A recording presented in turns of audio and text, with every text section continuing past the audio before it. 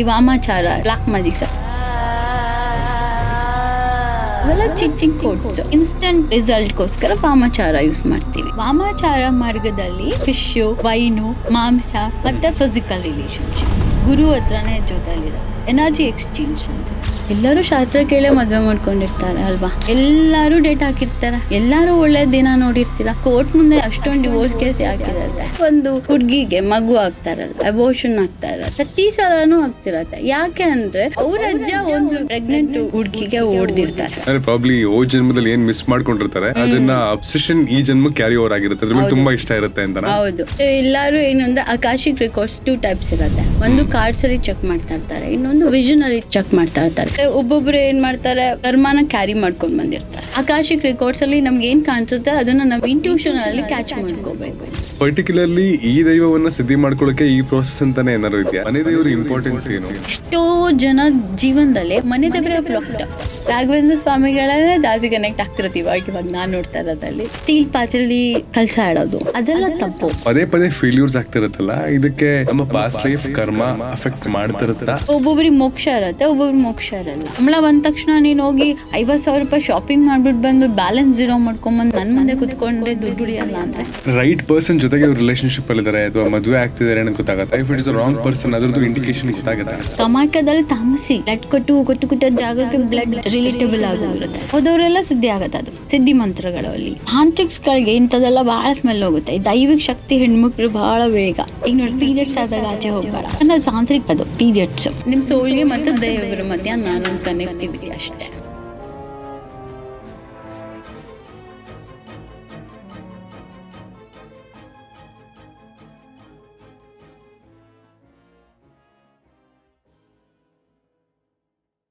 ಇವತ್ತು ನಾವು ಮಾತಾಡಕ್ ಹೊಟ್ಟಿರೋದು ಅಫ್ಕೋರ್ಸ್ ಆಕಾಶಕ್ ಹೀಲಿಂಗ್ ಬಗ್ಗೆ. ಸುಮಾರು ಜನಕ್ಕೆ ಈ ವಿಷಯದ ಬಗ್ಗೆ ಗೊತ್ತಿರಲ್ಲ, ಅಥವಾ ಸುಮಾರು ಜನ ಹೆಸರು ಕೇಳಿರ್ತಾರೆ, ವಾಟ್ ಎಕ್ಸಾಕ್ಟ್ಲಿ ಅದು ಅಂತ ಗೊತ್ತಿರಲ್ಲ. ಅಫ್ಕೋರ್ಸ್ ಆಸ್ಟ್ರಾಲಜಿ, ನ್ಯೂಮರಾಲಜಿ, ಟ್ಯಾರೋ ಎಲ್ಲದ್ರ ಮೇಲೂ ಜನಕ್ಕೆ ಒಂದೊಂದು ಬೇಸಿಕ್ ನಾಲೆಡ್ಜ್ ಅಂತ ಇದೆ. ಆಕಾಶಕ್ಕೆ ಬಗ್ಗೆ ಸ್ವಲ್ಪ ಜನಕ್ಕಿದೆ ಆ್ಯಂಡ್ ಸ್ವಲ್ಪ ಜನಕ್ಕಿಲ್ಲ. ಟು ಬಿ ಪ್ರಿಸೈಸ್, ಒಬ್ಬ ಲೇಮ್ಯಾನ್ ಲ್ಯಾಂಗ್ವೇಜ್ ಅಥವಾ ಒಬ್ಬ ನಾರ್ಮಲ್ ವ್ಯಕ್ತಿಗೆ ಆಕಾಶಕ್ಕೆ ಹೀಲಿಂಗ್ ಅರ್ಥ ಮಾಡಿಸ್ಬೇಕು ಅಂದರೆ ವಾಟ್ ಇಸ್ ಇಟ್? ಆಕಾಶಿಕ್ ರೆಕಾರ್ಡ್ಸ್ ಅಂತಂದ್ರೆ ಒಂದು ಜನ್ಮ ತಾಳಿರ್ತಾರಲ್ಲ, ಅವ್ರದ್ದು ಒಂದು ಜರ್ನಿ ಇರತ್ತೆ, ಸೋಲ್ ಎನರ್ಜೀಸ್. ಈಗ ಚಿತ್ರಗುಪ್ತನ ಹತ್ರ ಹೇಗಿರತ್ತೆ, ರೆಕಾರ್ಡ್ಸ್ ಇರತ್ತೆ. ಬಟ್ ನಾವೇನ್ ಮಾಡ್ತೀವಿ, ಅದು ಕಾಸ್ಮಿಕ್ ಎನರ್ಜಿನಲ್ಲಿ ಪಿಕ್ ಮಾಡ್ತೀವಿ, ಅಂದ್ರೆ ಬ್ರಹ್ಮಾಂಡದಲ್ಲಿ ನೋಡುವಂಥದ್ದು. ಸೊ ಸೋಲ್ ಏನ್ ತಗೊಂಡ್ ಬಂದಿದೆ ಅಂತ ಯಾರಿಗೂ ಗೊತ್ತಿರಲ್ಲ. ಸೊ ಮ್ಯಾಪ್ ಇದ್ದಂಗೆ, ಗೂಗಲ್ ಮ್ಯಾಪ್ ತರ ನೀವ್ ಹಿಂದೆ ಏನ್ ಮಾಡಿದ್ದು, ಮುಂದೆ ಏನ್ ಮಾಡಿದ್ದು ನೋಡ್ಲಿಕ್ಕೆ ಹೋಗೋದೇ ಆಕಾಶಿಕ್. ಹೌದು, ಗೂಗಲ್ ಹಿಸ್ಟ್ರಿ ತರ. ಗೂಗಲ್ ಹಿಸ್ಟ್ರಿನೇ ಅದು. ಹೇಗಿರತ್ತೆ ಅಂತಂದ್ರೆ, ಒಬ್ಬೊಬ್ರು ಏನ್ ಮಾಡ್ತಾರೆ, ಕರ್ಮಾನ ಕ್ಯಾರಿ ಮಾಡ್ಕೊಂಡ್ ಬಂದಿರ್ತಾರೆ. ಈಗ ತುಂಬಾ ಎಷ್ಟೋ ಜನ ದಪ್ಪ ಆಗಿರ್ತಾರೆ. ಯಾಕೆ ದಪ್ಪ ಆಗಿರ್ತಾರೆ? ಅದು ಜನ್ಮದಲ್ಲಿ ಊಟ ಸಿಕ್ಕಿರಲ್ಲ, ಸುಮ್ಮನೆ ತಿಂತಾ ಇರ್ತಾರೆ ಒಬ್ಬೊಬ್ರು. ಇಲ್ಲ ಏನಾದ್ರೂ ಒಂದ್ ಫಾಲ್ಟ್ ಇದ್ದ ಇರತ್ತೆ, ಜನ್ಮದ ಕ್ಯಾರಿ ಆಗಿರತ್ತೆ. ಅಂದ್ರೆ ಪ್ರಾಬ್ಲಿ ಜನ್ಮದಲ್ಲಿ ಏನ್ ಮಿಸ್ ಮಾಡ್ಕೊಂಡಿರ್ತಾರೆ ಅದನ್ನ ಅಬ್ಸೆಷನ್ ಈ ಜನ್ಮ ಕ್ಯಾರಿ ಓವರ್ ಆಗಿರುತ್ತೆ. ಅದ್ರ ಮೇಲೆ ತುಂಬಾ ಇಷ್ಟ ಇರುತ್ತೆ ಅಂತ. ಹೌದು. ತುಂಬಾ ಹೇಗಿರತ್ತೆ ಅಂದ್ರೆ, ಒಂದು ಹುಡುಗಿ ಕೇಳ್ತಾ ಇಲ್ಲ, ನಾನು ಯಾಕೆ ದಪ್ಪ ಸಣ್ಣ ಆಗ್ತಾ ಇಲ್ಲ ಅಂದ್ರೆ ಅವಳ ಜರ್ನಿ ನೋಡಿದಾಗ ಅವ್ರ ಜನ್ಮದಲ್ಲಿ ಜೈಲಲ್ಲಿ ಇರ್ತಾಳೆ, ಊಟ ಮಾಡಿರಲ್ಲ ಅವರು. ಆ ಥರ ಒಂದು ಜರ್ನೀಸ್ ಕ್ಯಾರಿ ಮಾಡ್ಕೊಂಡು ಹೋಗ್ತಾ ಇರತ್ತೆ. ಯಾವಾಗ ಗೊತ್ತಾಗಿದ್ದು ನಿಮಗೆ ಫಸ್ಟ್ ಟೈಮ್ ಆಕಾಶಿಕ್ ಹೀಲಿಂಗ್ ಬಗ್ಗೆ, ಅಂಡ್ ವಾಟ್ ಇಂಪ್ರೆಸ್ಡ್ ಯು? ನಾನು ಇದನ್ನ ಕಲಿಬೇಕು ಅಥವಾ ಇದನ್ನ ಪ್ರಾಕ್ಟೀಸ್ ಮಾಡಬೇಕು ಅನ್ಸಿದ್ದು. ಸೊ ಎಲ್ಲರೂ ಏನು ಅಂದ್ರೆ, ಅಕಾಶಿಕ್ ರೆಕಾರ್ಡ್ಸ್ 2 ಟೈಪ್ಸ್ ಇರುತ್ತೆ. ಒಂದು ಕಾರ್ಡ್ಸ್ ಅಲ್ಲಿ ಚೆಕ್ ಮಾಡ್ತಾ ಇರ್ತಾರೆ, ಇನ್ನೊಂದು ವಿಷನ್ ಅಲ್ಲಿ ಚೆಕ್ ಮಾಡ್ತಾ ಇರ್ತಾರೆ. ಥರ್ಡ್ ಐ ಚಕ್ರ ಆಕ್ಟಿವೇಶನ್ ಆಗಬೇಕು ಅಕಾಶಿಕ್ ರೆಕಾರ್ಡ್ಸ್ಗೆ. ಒಂದು ಒಳ್ಳೆ ರೀಡರ್ಗೆ ಆಕ್ಟಿವೇಶನ್, ಥರ್ಡ್ ಐ ಚಕ್ರ ಆಕ್ಟಿವೇಶನ್ ಮಾಡ್ಕೊಂಡಿರ್ಬೇಕು. ಈಗ ನಾನು ನನ್ನ ಮ್ಯಾಮ್ ಸುರೇಖಾ ಮ್ಯಾಮ್ ಇಬ್ರು ಕೂತ್ಕೊಂಡು ಮಾತಾಡ್ತಾರೆ. ಇಂಟ್ಯೂಷನ್ ಪವರ್ ಚೆನ್ನಾಗಿತ್ತು ಇಬ್ಬರಲ್ಲೂ. ಸೊ ಅಕಾಶಿಕ್ ರೆಕಾರ್ಡ್ಸ್ ತುಂಬ ಜನ ಬಾಯಲ್ಲಿ ಬರ್ತಾ ಇತ್ತು, ರೀಡರ್ಸ್ ಬಾಯಲ್ಲಿ. ನಾವು ಏನು ಮಾಡಿದ್ವಿ, ಜಾಯ್ನ್ ಆಗೋಣ ಅಂತ ಜಾಯ್ನ್ ಆಗಿತ್ತು. ಬಟ್ ಅದು ಬೇಗ ಕವರ್ ಆಯಿತು ನನಗೆ. ಥರ್ಡ್ ಐ ಚಕ್ರ ಆಕ್ಟಿವೇಶನ್ ಮಾಡ್ಕೊಂಡ್ವಿ. ಅದು ಏನಿರುತ್ತೆ, ಕಾರ್ಡ್ಸ್ ನನಗೆ ಕನೆಕ್ಟ್ ಆಗಲಿಲ್ಲ, ಆಕಾಶಿಕ್ ಕಾರ್ಡ್ಸ್ ಕನೆಕ್ಟ್ ಆಗಲಿಲ್ಲ, ಇವಾಗಲೂ ಕನೆಕ್ಟ್ ಆಗಲ್ಲ ಅದು ನನಗೆ. ಸೊ ರೆಕಾರ್ಡ್ಸ್ನ 2 ಥರ ನೋಡ್ತಾ ಇರ್ತಾರೆ, ಒಬ್ಬೊಬ್ಬರು ಒಂದೊಂದು ಥರ ಇರುತ್ತೆ. ಬಟ್ ವಿಷನ್ ರೀಡಿಂಗ್ ತುಂಬ ಇಂಪಾರ್ಟೆಂಟ್. ವಿಷನ್ ರೀಡಿಂಗ್ ಅಂದರೆ ಥರ್ಡ್ ಐ ಚಕ್ರದಲ್ಲಿ ನಾವು ಕಣ್ಣು ಮುಚ್ಕೊಂಡು ಕುತ್ಕೊಂಡಾಗ ಒಬ್ಬ ಎನರ್ಜಿನ ಎದುರುಗಡೆ ಕುತ್ಕೊಂಡಾಗ ಪಿಕ್ ಆಗತ್ತೆ. ಸೊ ಯಾವ ದೇವ್ರನ್ನ ಪೂಜೆ ಮಾಡ್ತಾರೆ ಇವರು, ಇವ್ರ ಮನೆ ದೇವ್ರು ಯಾವುದು, ಇವ್ರು ಏನಾದ್ರು ಹರಕೆ ಇಟ್ಕೊಂಡಿದಾರ, ಇಲ್ಲ ಅಂದರೆ ಇವ್ರ ಫ್ಯಾಮಿಲಿ ಏನಾದ್ರು ಫಾಲ್ಟ್ ಆಗಿದ್ಯಾ. ಸೊ ಒಂದು ಎಕ್ಸಾಂಪಲ್ ಅಂತಂದರೆ, ಒಂದು ಹುಡುಗಿಗೆ ಮಗು ಆಗ್ತಾರಲ್ಲ, ಅಬೋಷನ್ ಆಗ್ತಾ ಇರತ್ತೆ. ಹ್ಮ್. ಪ್ರತಿ ಸಲನೂ ಆಗ್ತಿರತ್ತೆ. ಯಾಕೆ ಅಂದರೆ ಅವ್ರ ಅಜ್ಜ ಒಂದು ಪ್ರೆಗ್ನೆಂಟ್ ಹುಡುಗಿಗೆ ಒದ್ದಿರ್ತಾರೆ. ಅದು ಶಾಪ ಅವಳು ಕ್ಯಾರಿ ಆಗ್ತಿರ್ತಾರೆ. ಸೊ ನಾವೇನು ಮಾಡ್ತೀವಿ, ರೀರೈಟ್ ಮಾಡ್ತೀವಿ. ಇವಳ್ದೇನು ಫಾಲ್ಟ್ ಇಲ್ಲ ಪಾಪ ಸೋಲ್ಡು. ಸೊ ಕನ್ಫ್ಯೂಸ್ ಮಾಡಬೇಕು ದೇವ್ರ ಮುಂದೆ. ಸೊ ಆಗಾದ್ಮೇಲೆ 6 ಮಂತ್ಸಿಗೆ ಪ್ರೆಗ್ನೆನ್ಸಿ ಕನ್ಫರ್ಮ್ ಮಾಡಿದೆ. ಸೊ ಈ ಥರ ತುಂಬ ಎಕ್ಸ್ಪೀರಿಯನ್ಸ್ಗಳಾಗೋಗಿದೆ ಆಕಾಶಿಕಲ್ಲಿ.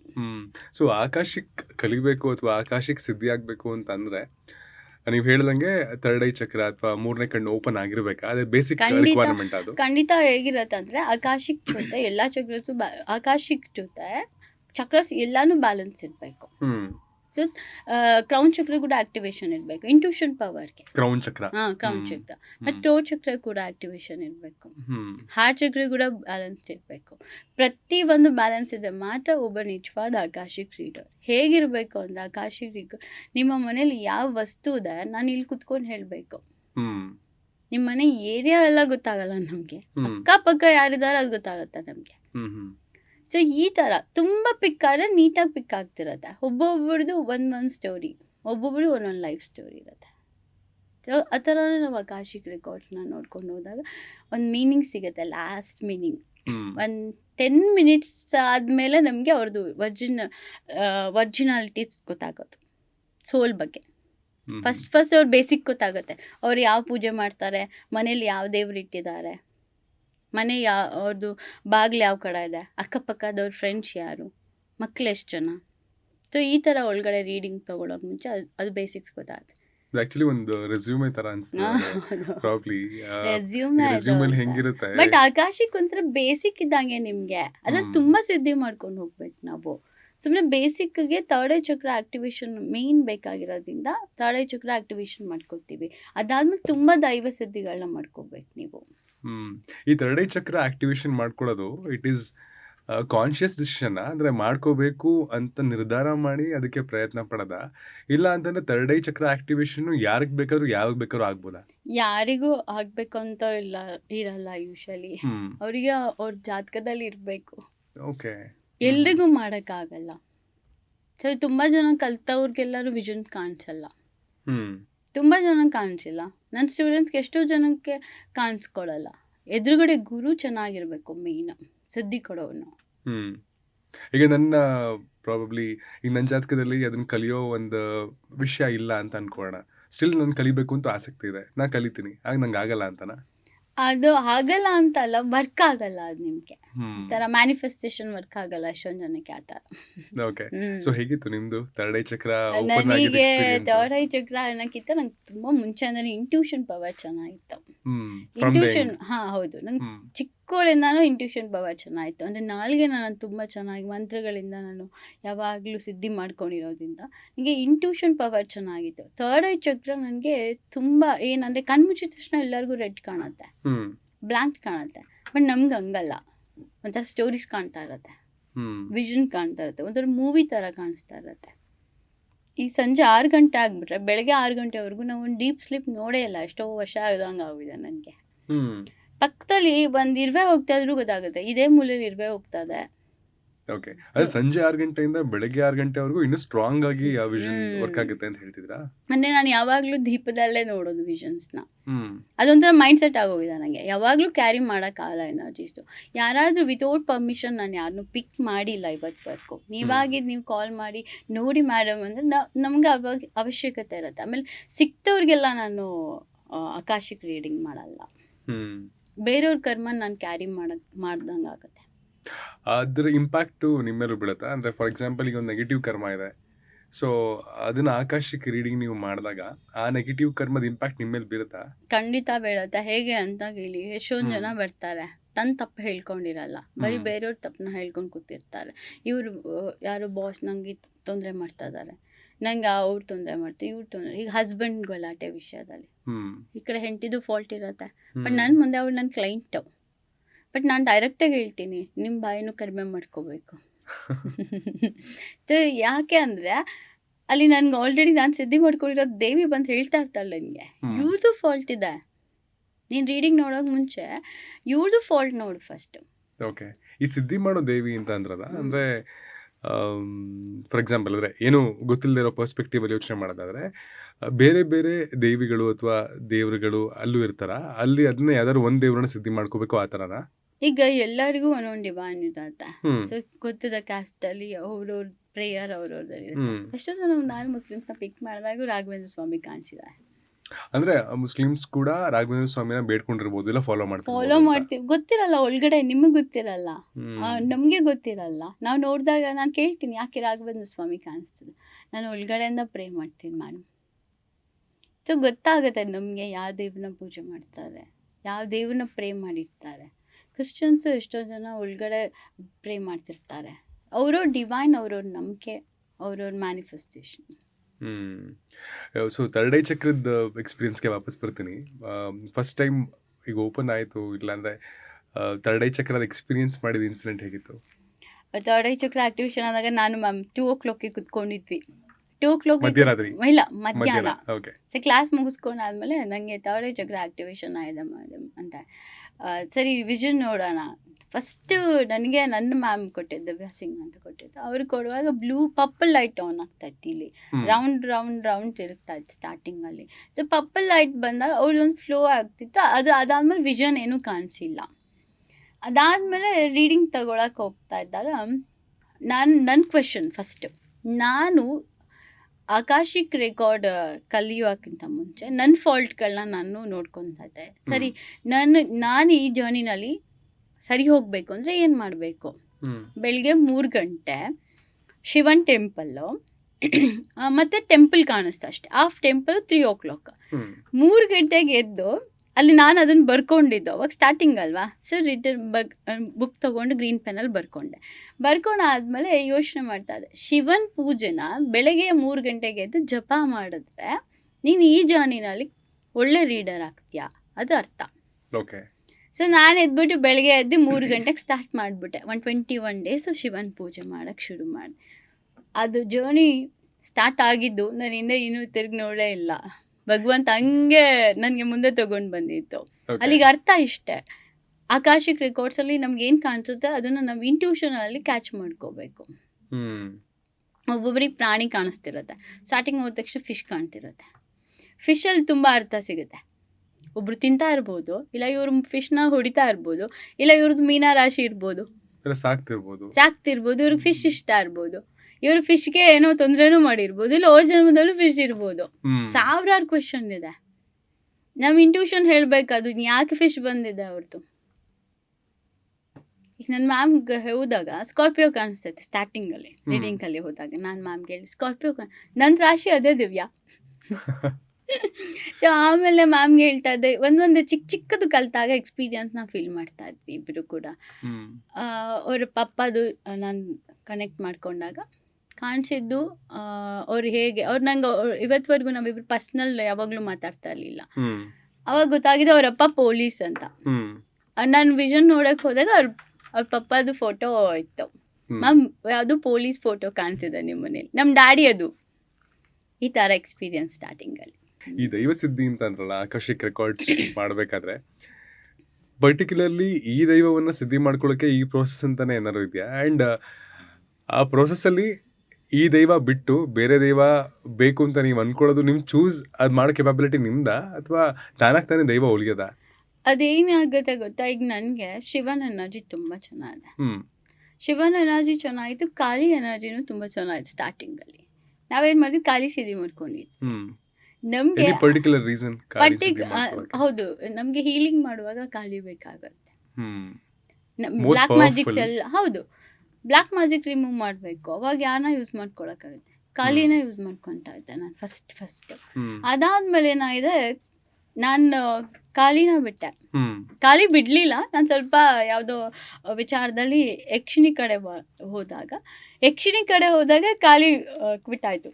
ಓಕೆ, ಅಂದರೆ ಪ್ರಾಬ್ಲಿ ಈ ದೈವನ ಜೊತೆಗೆ ಆ ದೈವನ ಚೂಸ್ ಮಾಡ್ತಿರೋದಕ್ಕೆ ಅವ್ರ ಮಧ್ಯೆ ಕಾನ್ಫ್ಲಿಕ್ಟ್ ಆಯಿತು? ಹಂಗೇನಿಲ್ಲ, ಇವ್ರು ಹೆಲ್ಪ್ ಮಾಡ್ತಾ ಇದ್ದಾರೆ. ದುರ್ಗೆ ಬಂದು ಕನೆಕ್ಟ್ ಆಗಿದೆ ಇವಾಗ, ದೇವಿ ಕನೆಕ್ಟ್ ಆಗಿದೆ, ಬೇರೆ ದೇವಿ ಭಗವತಿ ಕನೆಕ್ಟ್ ಆಗ್ತಿದ್ದಾಳೆ. ಅದೇ ರೂಪನ ಬೇರೆ ಥರ ನಾವು ಕಾನ್ಸಂಟ್ರೇಷನ್ ಯಾವ ದೇವಿ ಮೇಲೆ ಮಾಡ್ತಾ ಇರ್ತೀವಿ, ಆ ಟೈಮಲ್ಲಿ ಹೆಲ್ಪ್ ಮಾಡ್ತಾ ಇರ್ತಾರೆ. ಈಗ ಶಿವನ ಎನರ್ಜಿ ತುಂಬ, ನಾವು ಹೋದ ತಕ್ಷಣ ಶಿವನ ಎನರ್ಜಿ ತುಂಬ ಚೆನ್ನಾಗಿ ಕಾಣ್ತಿರುತ್ತೆ. ರೀಸೆಂಟಾಗಿ ಮ್ಯಾಮ್ದು ಕೂಡ ವಿಷ್ಣು ಕಾಣ್ತಾ ಇದ್ದ, ಕೃಷ್ಣ ಕಾಣಿಸ್ತಾ ಇದ್ದ, ಸುದರ್ಶನ ಚಕ್ರ ಕಾಣಿಸ್ತಾ. ಮುಂಚೆ ಎಲ್ಲ ನಮಗೆ ಕತ್ತಿ ತ್ರಿಶೂಲನೇ ಕಾಣಿಸ್ತಾ ಇತ್ತು, ಇವಾಗ ಸುದರ್ಶನ ಚಕ್ರ ಕಾಣಿಸ್ತಾ ಇರತ್ತೆ. ಸೊ ಅವರವರೇ ಯಾವಾಗ ಕನೆಕ್ಟ್ ಆಗುತ್ತೆ ಗೊತ್ತಾಗಲ್ಲ. ನಾವು ಇದೇ ಪರ್ಟಿಕ್ಯುಲರ್ ದೈವನ ಹಿಂದೆ ಹೋಗೋಕ್ಕಾಗಲ್ಲ. ಅವಾಗ ನಾವೇನು ಮಾಡ್ತೀವಿ, ಅದ್ರ ಕಡೆ ಫೋಕಸ್ ಮಾಡ್ತಾ ಇರ್ತೀವಿ. ಓಕೆ.